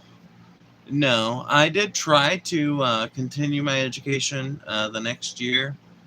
Like I took a semester off, and then I was going to start up the next year. But some life happened, as it does, and I didn't end up starting. And I've never went back. I don't know. I've always wanted to go back, but I just haven't.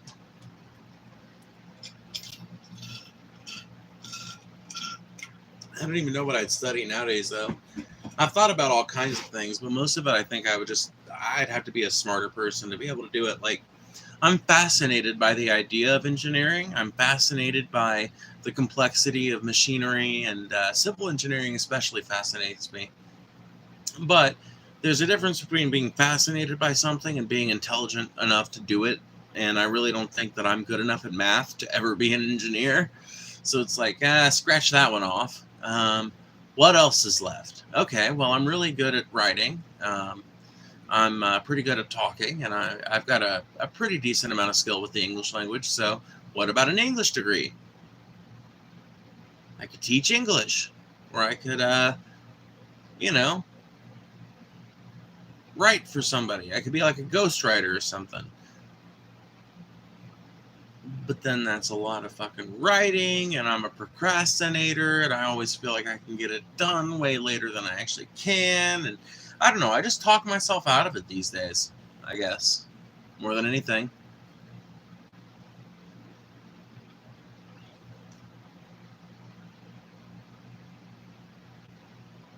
What do you do for work? Well, I have this, and I am a homemaker, and I have a homestead that I help take care of. So that's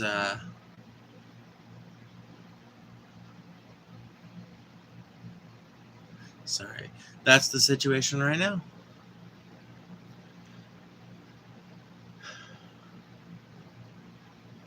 Book Blaze, I love your strategy here. Like, let's see here. Let's see how they feel about it. By the way, did anyone do the age gate test? I just want to see if there's an age gate on the stream, because I feel like there might be. I feel like that's why the fucking viewers sometimes just drop off all of a sudden, because they dropped off about half an hour ago, and I'm really fucking thinking it's because of an age gate thing. I haven't gotten a notification for it, but it would not fucking shock me. I'd say don't attend university unless you know for sure, at least in the moment, what you'd like to pursue. Yeah, and that's what keeps me out of it, dude, is because I think you're 100% right. I think it would be stupid to force myself into a fucking major and pursue that only to figure out I really don't have any interest in this, like, I've thought about journalism as a degree, but then I don't know if that would actually be conducive to getting a career in it. I almost feel like I would have a better time in that field by just, like, making this channel into a successful commentary channel on politics and current events, and then like maybe like parlaying that into some kind of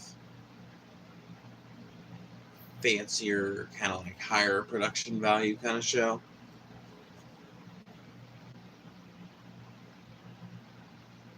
I feel like you could write a book about the topics you speak of on here. I definitely could write a long long diatribe about my own political opinions. But I feel like that's the kind of thing that you, like when it comes to literature, you kind of, I feel like, make that after you've made a bunch of other things.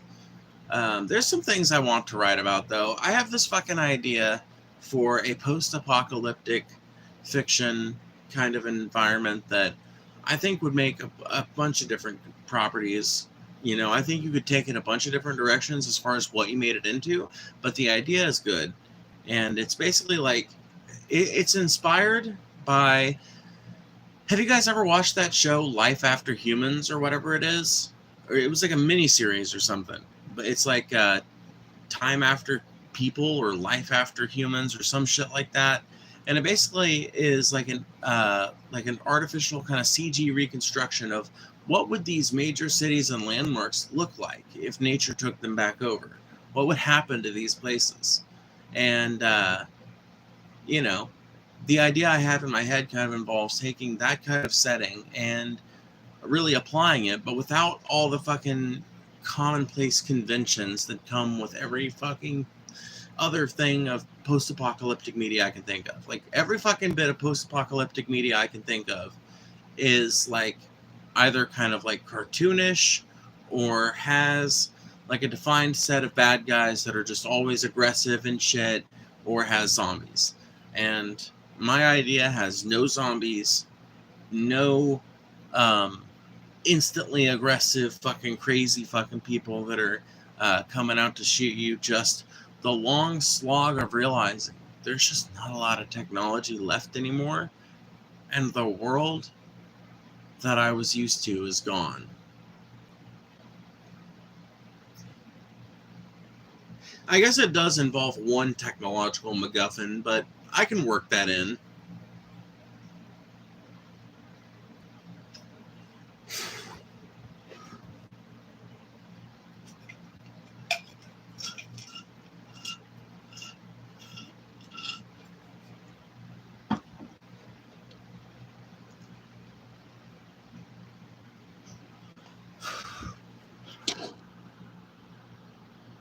I find political stuff really consuming. It can get you so mad so fast, much to the extent where you dehumanize the other side. I don't know if you mean me in particular, or you just mean people in general, but yeah, that's one of the problems, I think, with partisan politics in the modern day, and I engage in it just as much as anybody else does. Before somebody calls me for being a hypocrite, you know, not that I'm afraid of that call out, as we discussed earlier, but, you know, I will acknowledge that I do this too, but it's kind of like,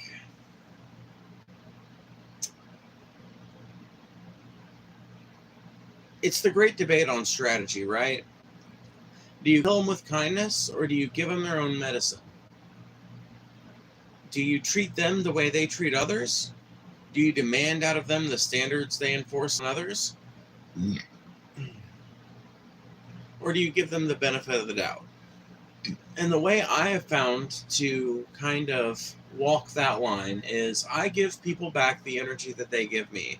So if somebody comes at me respectfully, I come at them with a baseline level of respect. At least I try to. And sometimes I fall short of that. And if I do, I try to apologize for it. And like I apologized to Joseph earlier, even though I'm pretty sure that what I said was the idea was stupid. And I'm pretty careful about that kind of thing. Like, unless you're being just like outright fucking vitriolic and shit, I'm usually not one to call a person stupid, but rather their idea stupid. Because I think that, like, those are two different things.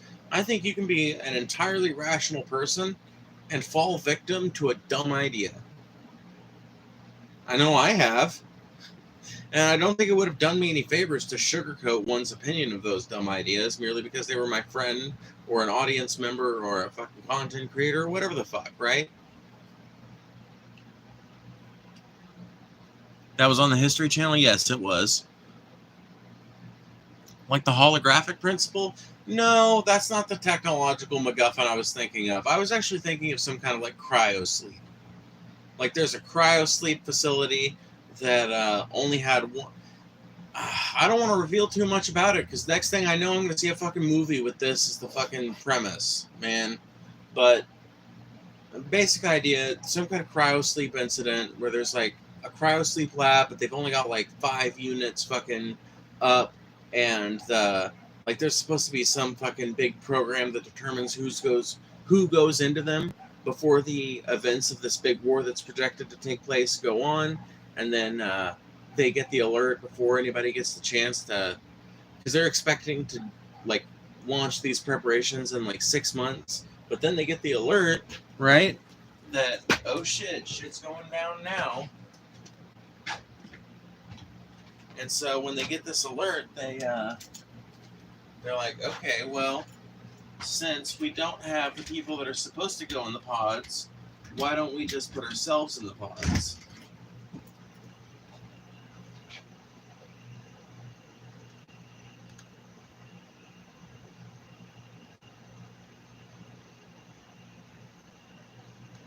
Come on.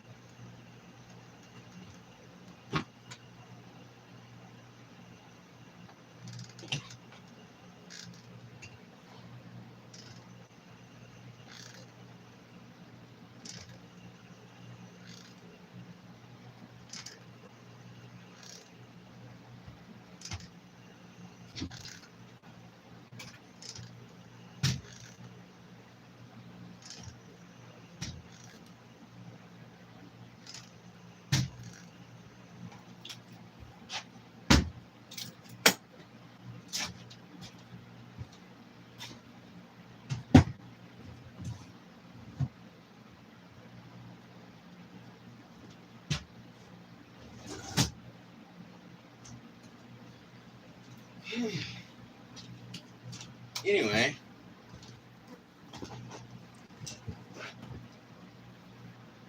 I think it was Future is Wild, the show after the author Dougal Dixon worked on his After Man series. Maybe it's After Man.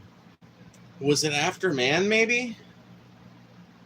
All I remember about it is that it is a CG reconstruction of what it would look like, maybe, if human beings just suddenly disappeared, right? If we just fucking went away. And that's kind of what my idea hinges on as well. Like, in my idea, nuclear war never ends up happening, but we end up wiping ourselves out due to some kind of, like, massive fucking... I don't know. I really haven't figured out yet what the fucking ultimate thing would be that wiped out a big chunk of humanity, but I'm thinking it's just a conventional war. I'm thinking that's what ends up making the most sense in my head. It's just a massive fucking conventional war that took place until there were effectively no governments left. And then a couple of decisive nuclear strikes wiped out the capitals of all these big fucking superpower countries. And then the other fucking like countries that were left alone in this fucking aftermath kind of started fucking attacking each other. To the point where, you know, there's just nothing left except like the remnants of what was civilization. And with everything kind of fucked up like that and wiped out and not really working anymore, people have, like, a lot of people died out in starvation, but some people did survive, right? Some people figured out a way to eke out a life with the resources that they had left and figured out how to build some kind of weird little community, right?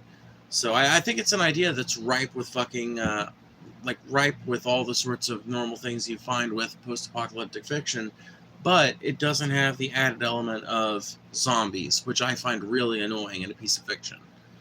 Zombies just rip me out of a piece of post-apocalyptic fiction, because I like to imagine myself in those situations. Dude, being a poor kid, I've had to survive on some pretty fucking obscure technology, and with some pretty fucking, and like also as a rainbow, and even, you know, my time on the road shit, I have learned to be very resourceful when it comes to being outside and working with very fucking basic tools and shit, and scrounging what I can from what I can.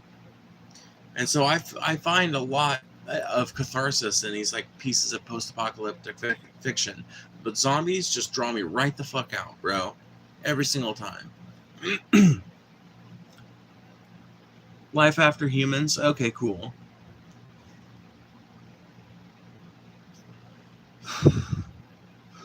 You subscribed so you could comment? Nice. Good job.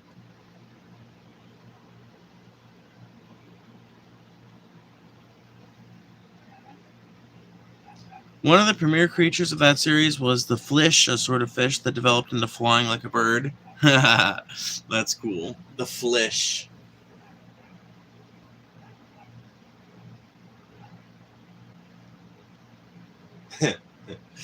I like fucking speculative fiction, man. No, I don't think I don't think that. Okay, I don't know though, dude. Maybe there would be some kind of fish that would evolve to be able to aviate as well as navigate underwater, because there already are flying fish that can jump out of the water and stay alight through the power of their fins. It's not a far jump from that to start flapping and gaining lift, you know? And at that point, the main limitation is their oxygen, which you would have to imagine. Flapping flight, one of the reasons why human beings have found it so difficult to make a human-powered fucking flying anything, one of the reasons why that's like kind of a bit of a myth, why it's really difficult to make something like that, is because of the sheer amount of fucking energy that it takes to expend just to get enough fucking force to generate lift to carry a human being, plus the fucking airframe required to lift our fat ass up off the runway.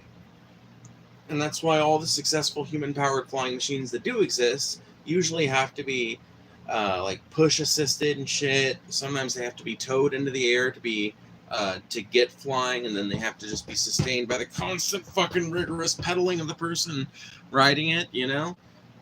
There are some that exist, but they always convert rotational motion of pedaling into rotational motion through a propeller. None of them use the power of flapping, and the reason for that is just because, like, no matter what animal you are, it is energy expensive. Flying in general is just a very energy expensive task.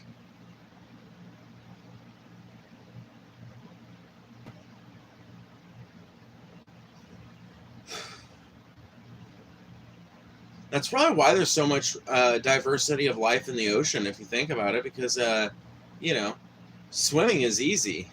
Just existing in the water is probably the easiest way to live there is. If you're just like, if you have the ability, like if you're some kind of god creature and you can just decide what you're going to do and where you're going to live and how, like the fucking water, dude, you're going to be a fish of some kind, or you're going to be some kind of marine animal, because if it's too fucking hot, you just descend further down. You know, the sun's baking you too much, and you're just too hot, you fucking descend further down. If it's too fucking cold, you just descend right on back up. Or, I'm sorry, you ascend. Ascend? What? Anyway, your bangs are... Aw, thank you. I don't think they're tiny bangs, but they're Betty bangs. I appreciate it. I think undead can be pretty neat in a fantasy setting with necromancy. Yes, I totally agree. I think undead are way cooler if they're in a fantasy setting than if they're in like a post-apocalyptic fiction setting. Because like, when I think fantasy, part of what I think is undead. That's why it draws me out of post-apocalyptic fiction, right? It's because post-apocalyptic fiction, part of the premise that it's based on is this could happen to you one day, you know? This could happen to you one day. It's part of this. It's one of the same instinctual kind of triggers that true crime plays on, you know? It's that little baseline niggling kind of fear, like, ooh, this could happen to me one day. This might actually happen to the planet one day. I'm looking at a possible future, you know? Are you indeed a russet potato? Yeah, I'm curious about that too. I think, personally, I think Beth is actually probably a Yukon Gold, and just, you know, they don't want to seem like they're bragging. Although I do love the movie Train to Busan. I'm also interested in seeing 28 Years Later. 28 years later? What is 28 years later? Are you talking about 28 years later? Are you talking about the...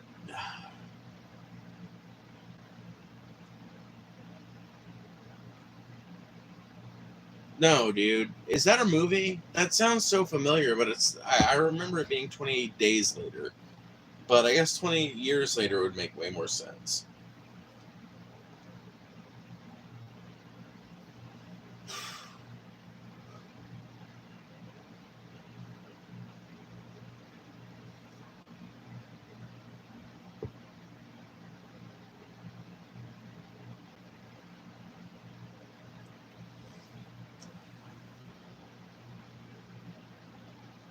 Oh, it's the new sequel. Okay, cool. Dope. That makes sense.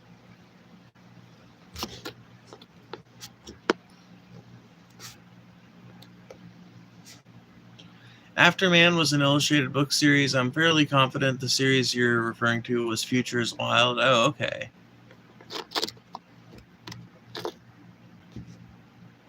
My apocalypse novel concept was the elite manipulate tectonics to strategically activate volcanic eruptions, both causing genocide of the masses and global cooling effect. Interesting. That is interesting.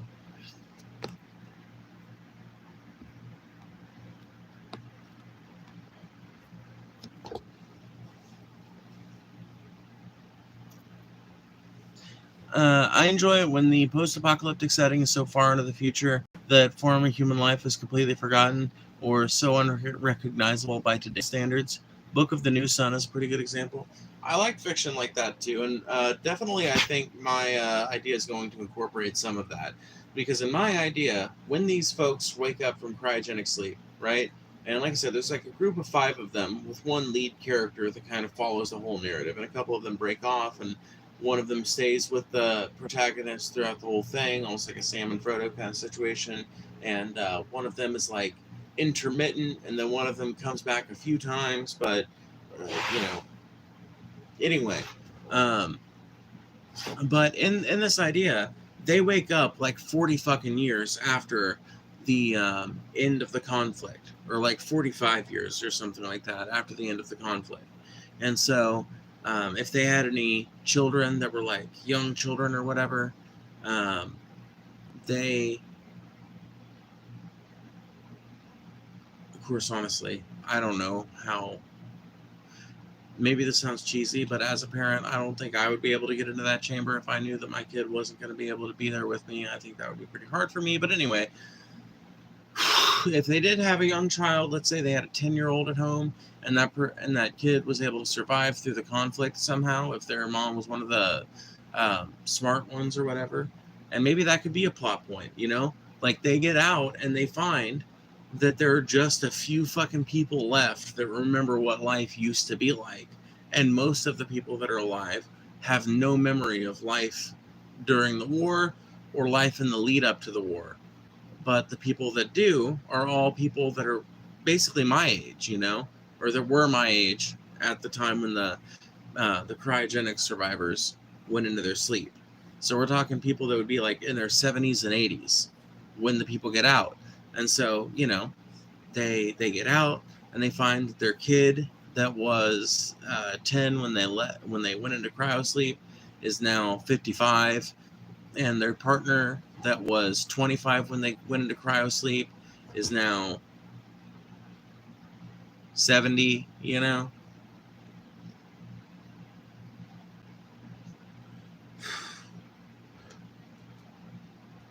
And I like the idea in my head. I've got this idea where, they have implemented in a lot of these communities rules that are based on their problems, what they perceive to be the problems of the old society.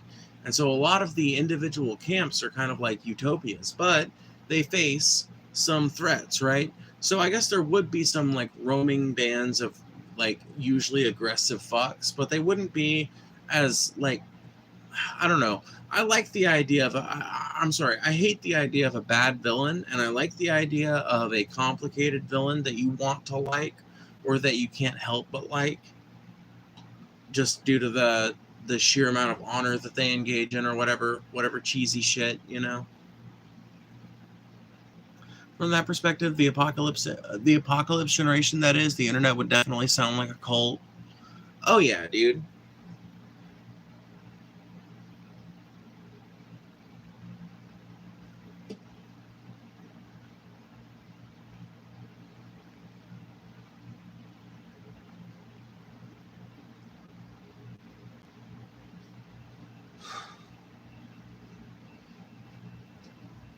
The cult of the thinking machines. Mr. Frodo, I'm not sure about this Soylent Green. Yeah, exactly.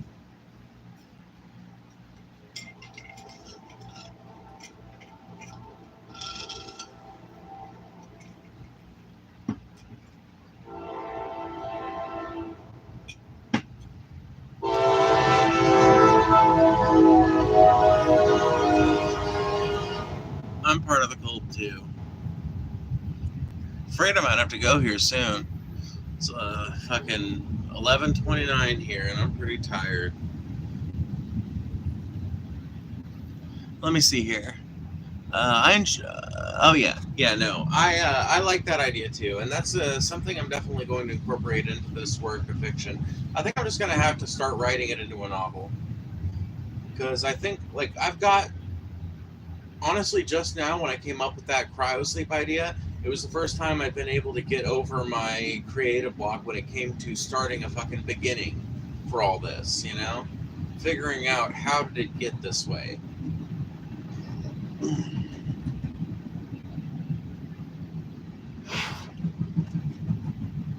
Actually, I wonder, is it cannibalism for halflings to consume Soylent Green? No, because halflings aren't human. So no, it would definitely be like predatory, but that's no different from them eating cows. The next genre of science fiction is probably the consequences of gene editing and all the shenanigans that will ensue. Oh my god. That's something I haven't really thought about, but I think you're 100% right. By the way, thank you for the $5. I really do appreciate it. Anybody else wants to send a super chat, that is the best way that you can convey to YouTube and myself that you appreciate what we're trying to do here, which is to have a place of honest and open conversation, even if that means that your ideas sometimes get called dumb sometimes. Sorry, Joseph. Anyway. But no, I think that that's probably going to be an aspect of future science fiction. I really think that there's a few different directions future science fiction is going to start tackling. I think the effects of climate change and what that's going to do is already a thing that's been kind of prominent in science fiction. I think gene editing, like you said, is a big theme that's going to probably start playing out here pretty soon. AI, be prepared, dude. AI is about to have a fucking explosion in terms of science fiction, dude. I bet next summer there are going to be all kinds of movies coming out. Ironically, some of them heavily made with AI that are going to be like anti-AI in message, or that are going to have like AI as a prominent theme throughout. It'll be interesting to see how the science fiction deals with that, because it's been something that it's played around with. It's something that's been delved into, but I really think we're going to see a resurgence in that material as time goes on. I would also expect, I don't know, it's hard to say what's going to happen in the future with science fiction, because outside of gene editing, there's really not a whole lot that's become possible in the last 20 years that hasn't been possible for a long time. I think honestly, we're going to see more than anything is an increase in the amount of fiction that melds and molds and meshes kind of post-apocalyptic fiction with science fiction. I think that's something that we can really look forward to, because as things get more dire and more severe, and as shit gets more apocalyptic outside and in, it's going to become an easier and easier thing to talk about in movies. Actually, I wonder, is it oh yeah, I already read that. Okay, cool.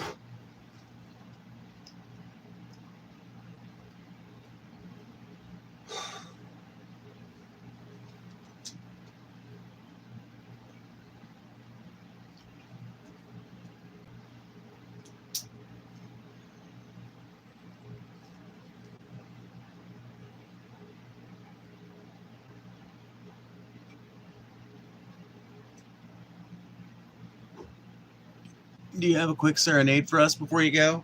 Aw, Buck Blaze. You know I do, if requested by you.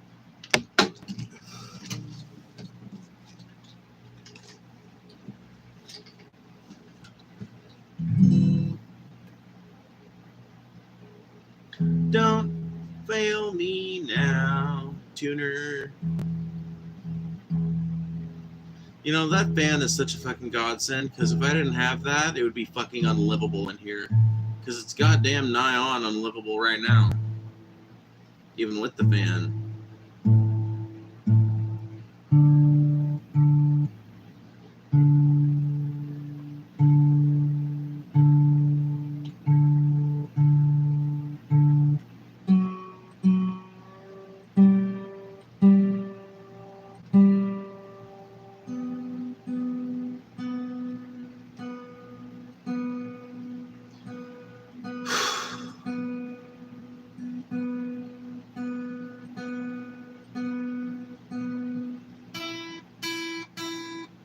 How I spoil you, I know.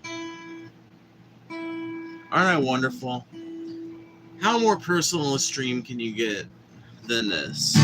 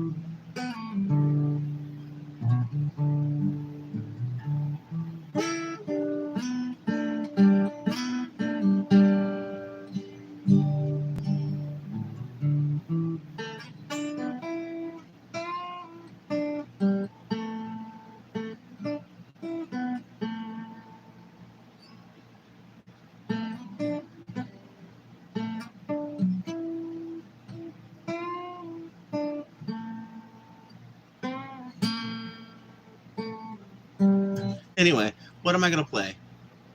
Do you have a specific request by any chance?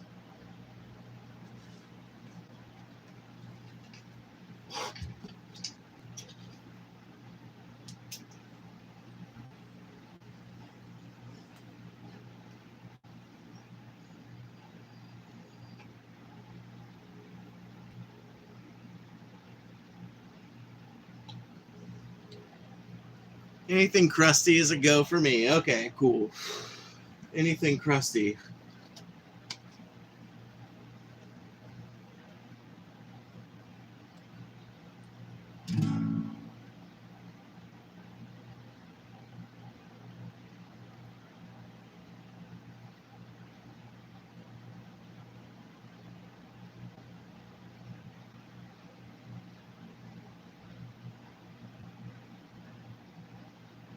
Okay.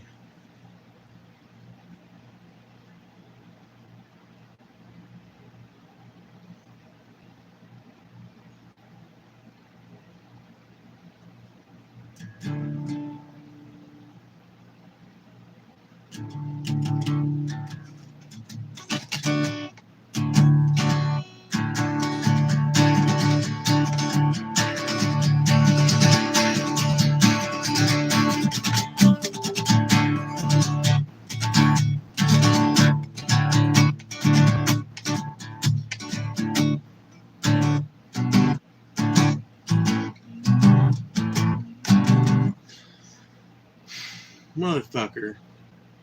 I just need to think of the perfect one to play.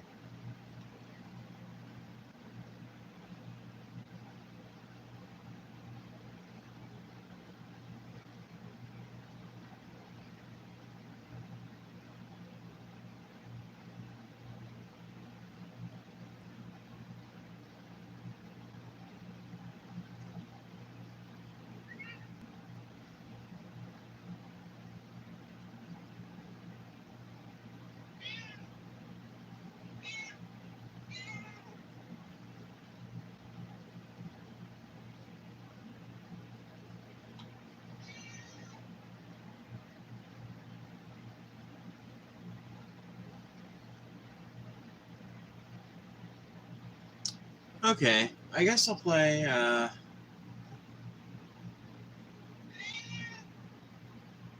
fuck. What was the song I was just thinking of? Meow. Why are you meowing? All answers are correct. I know. Okay, I just need to land on one.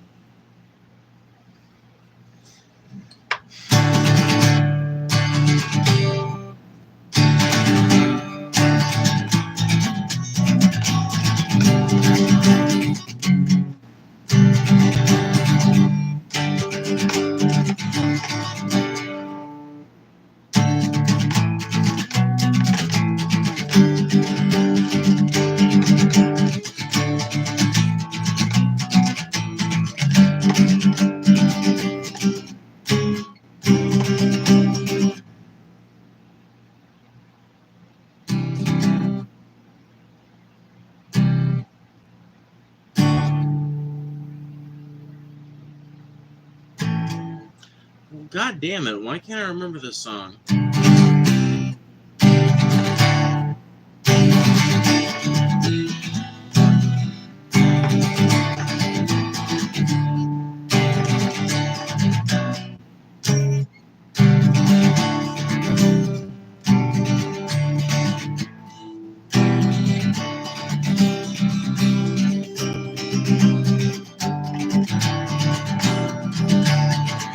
There we go. I don't know why that took me so long to puzzle out.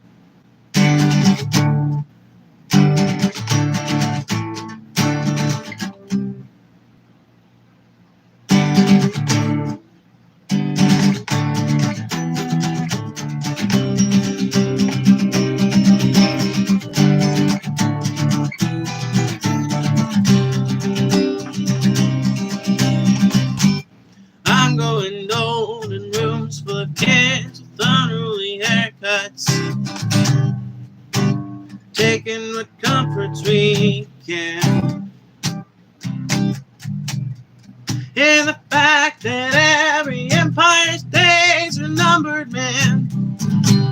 But I don't think that I can count that I should have been better intentioned in school or something. 'Cause I feel like there's something that I don't know, and if I could just drag it right into my soul, I could stand to live somehow. But I don't know.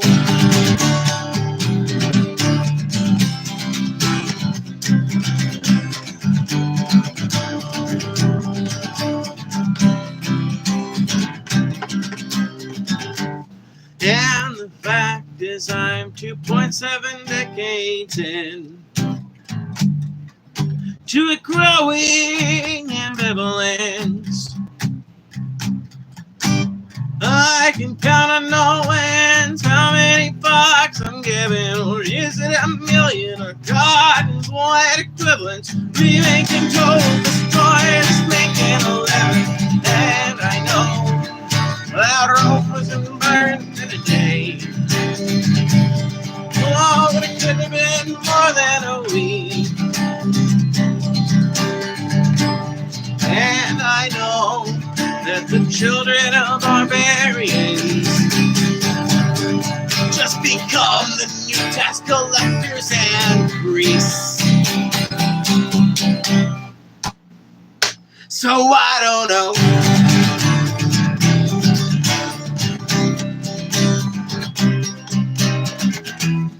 I suppose we've been rolling since the world was rounded. Time makes us the only get it down. And I suppose dead bodies make soil in the ground. But what about me now? I'm growing old in rooms full of kids with unruly haircuts, taking what comforts we can. And the fact that every empire's days are numbered, man, that I don't think that I can count that I don't know.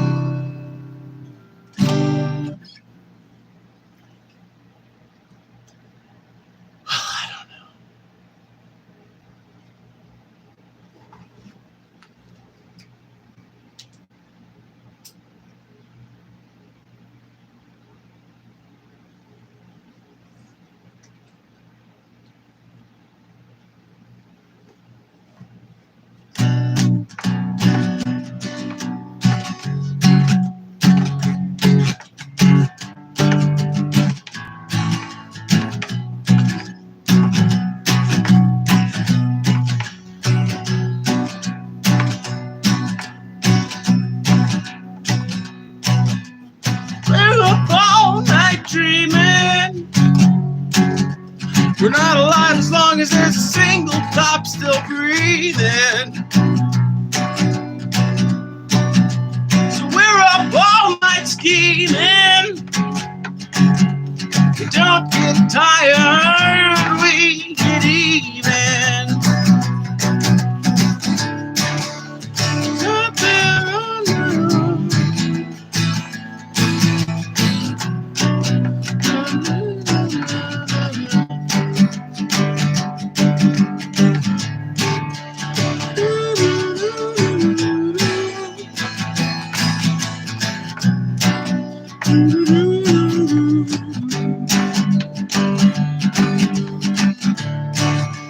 still be on my own in this world that we are building. I'd be outside on my own of this community we're building. Mama. So I'm up all night screaming. We're not alive as long as there's a single cop still breathing. So I'm up all night scheming. We don't get tired, we get even.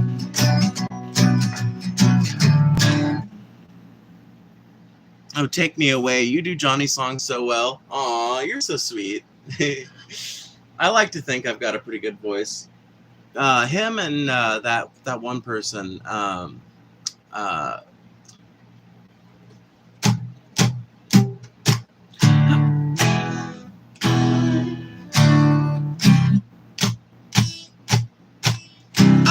am a leader, but you will not follow me.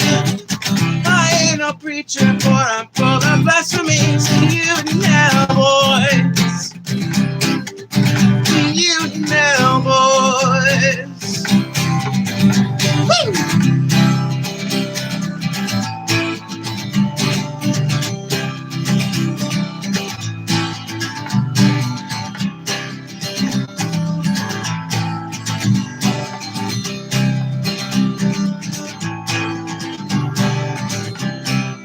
Fuck, I can't remember how the first verse starts.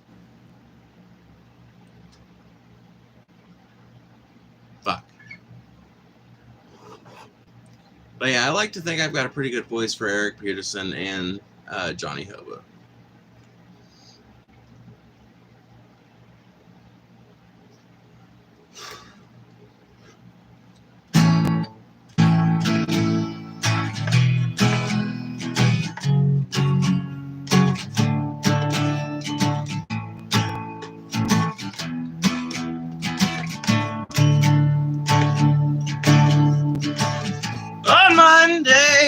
I do my laundry at the 24-hour place next to the Dollar Tree.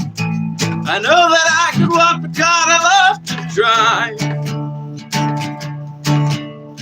Thought about calling and asking forgiveness, but lately I don't even know what that word is. I guess I'll just take it one thing at a time.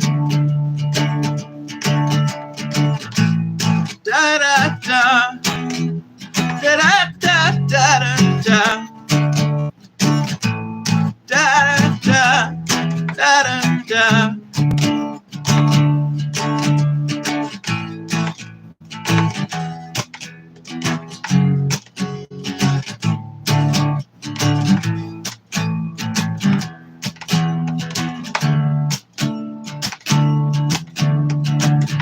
On Wednesday, in the corner.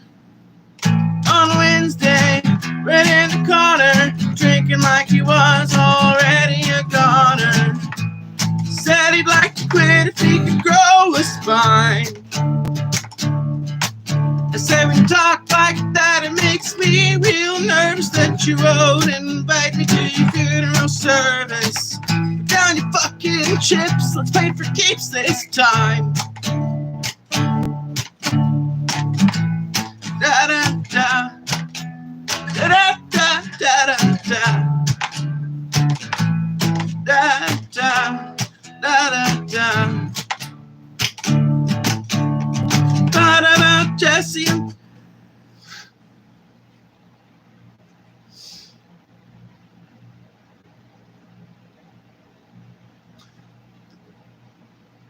Thought about Kevin on Tuesday morning. Last time I heard he was still doped up in Portland.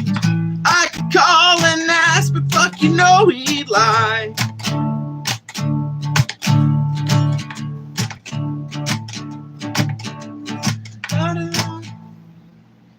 I call Vanessa. Wait, what's the... line. Fuck, I'm messing up the fucking lyrics. I hate when I do that. God damn it.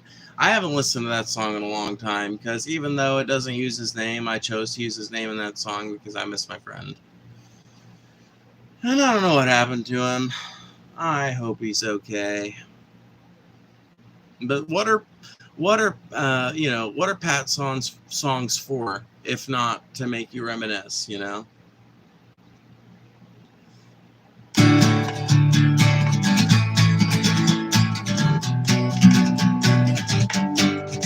Well, we're kids building models of a world that we might want to live in. With sorting feelings in our stomachs is a liberation or starvation. But have we made it anywhere at all if the dishes are never done?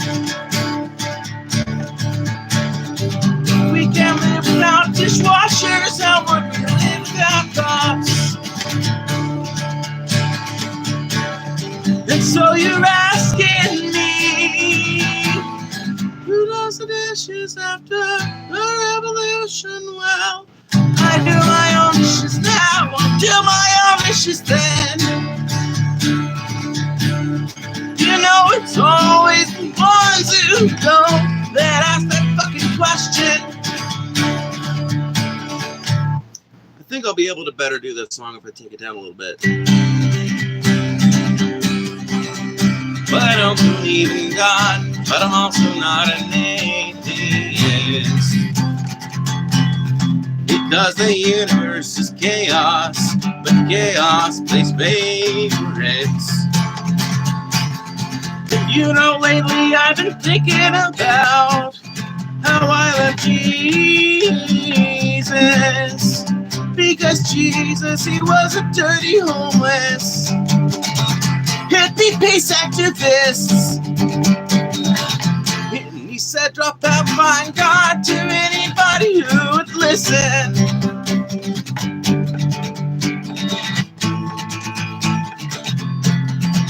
Turning water into space bags. Turning water into space bags. Turning water into space bags with lowlifes and anarchists.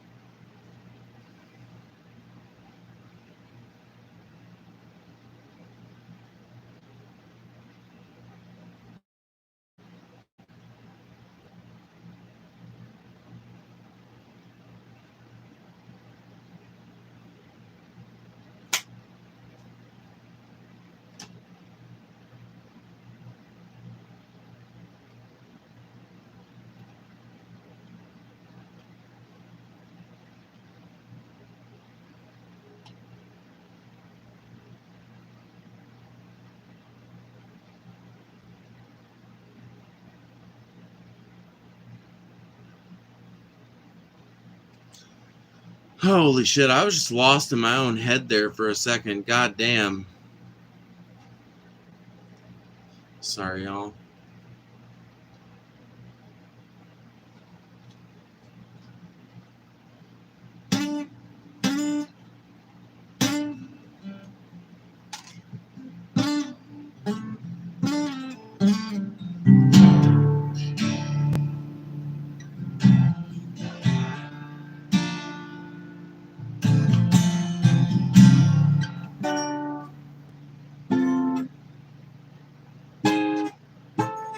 Where the fuck is it?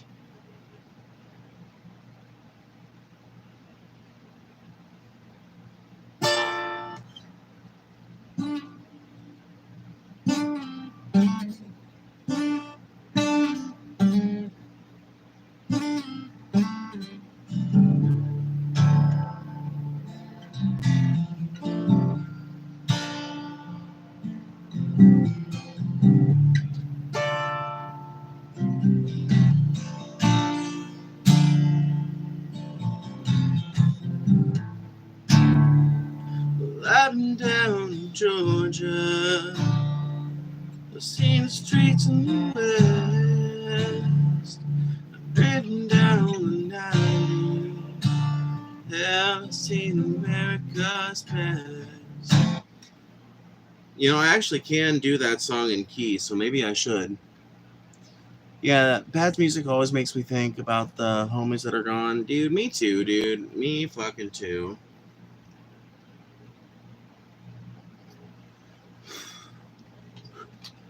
Pat gets that pain better than any other musician I've ever listened to.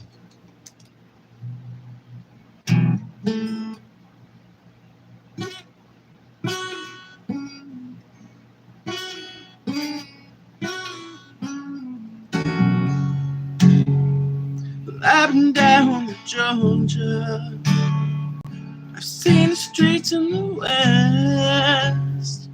I've driven down the 90. Oh, and I've seen America's best. And I've been through the Rockies. Well, I've seen Saskatoon. I've driven down the 90. Hoping that I'd see you soon, but I'm coming home, coming home, coming home.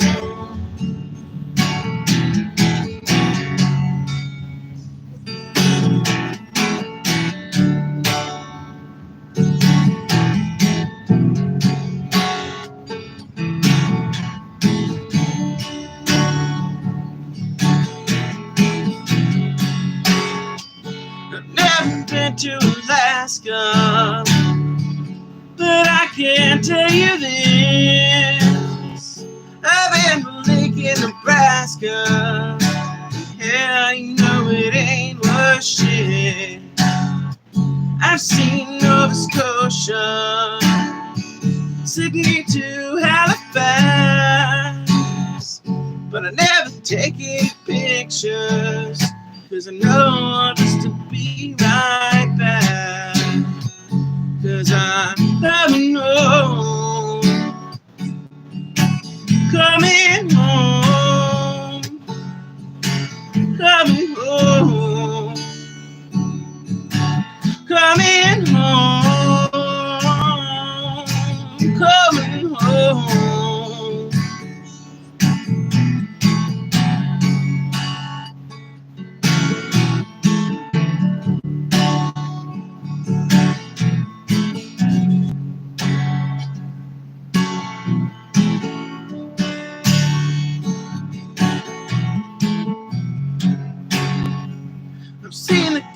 In London, I've seen the castle in Wales, but I give it all beside you and breathe out familiar smell. I never thought you could leave me. I figured I was the one, but I understand your sadness. So I guess I should just hold my tongue, 'cause I'm coming home, coming home, coming home, coming home, coming home.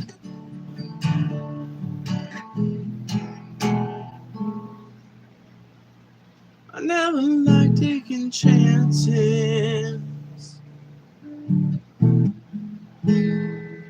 Tell me life is a risk. Oh, I just have one last question.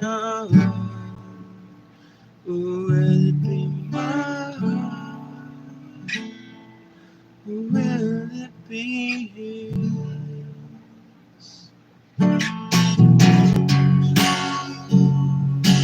Coming home, coming home, coming home, coming home.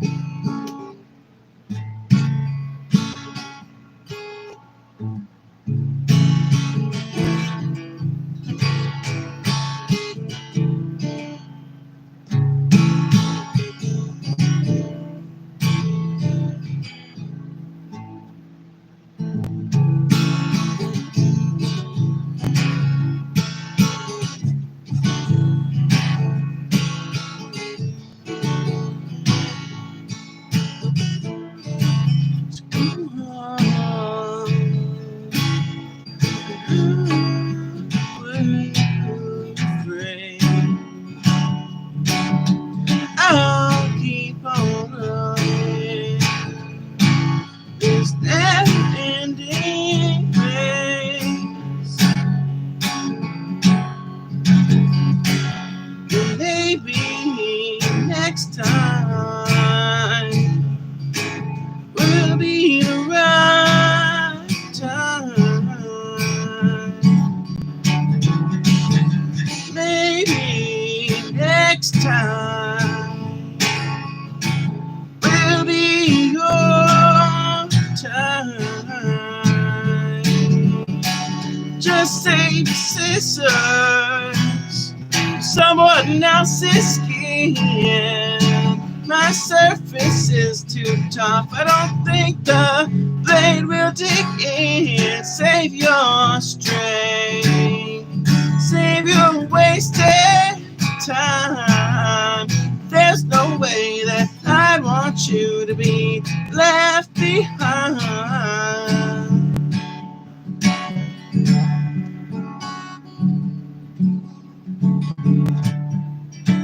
Go on and say scissors. I can't do that song. I should stop kidding myself. Anyway, that's enough music for now.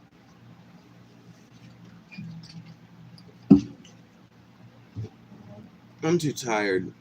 I'm too sleepy. Anyway, I'm going to go. You guys have a great night.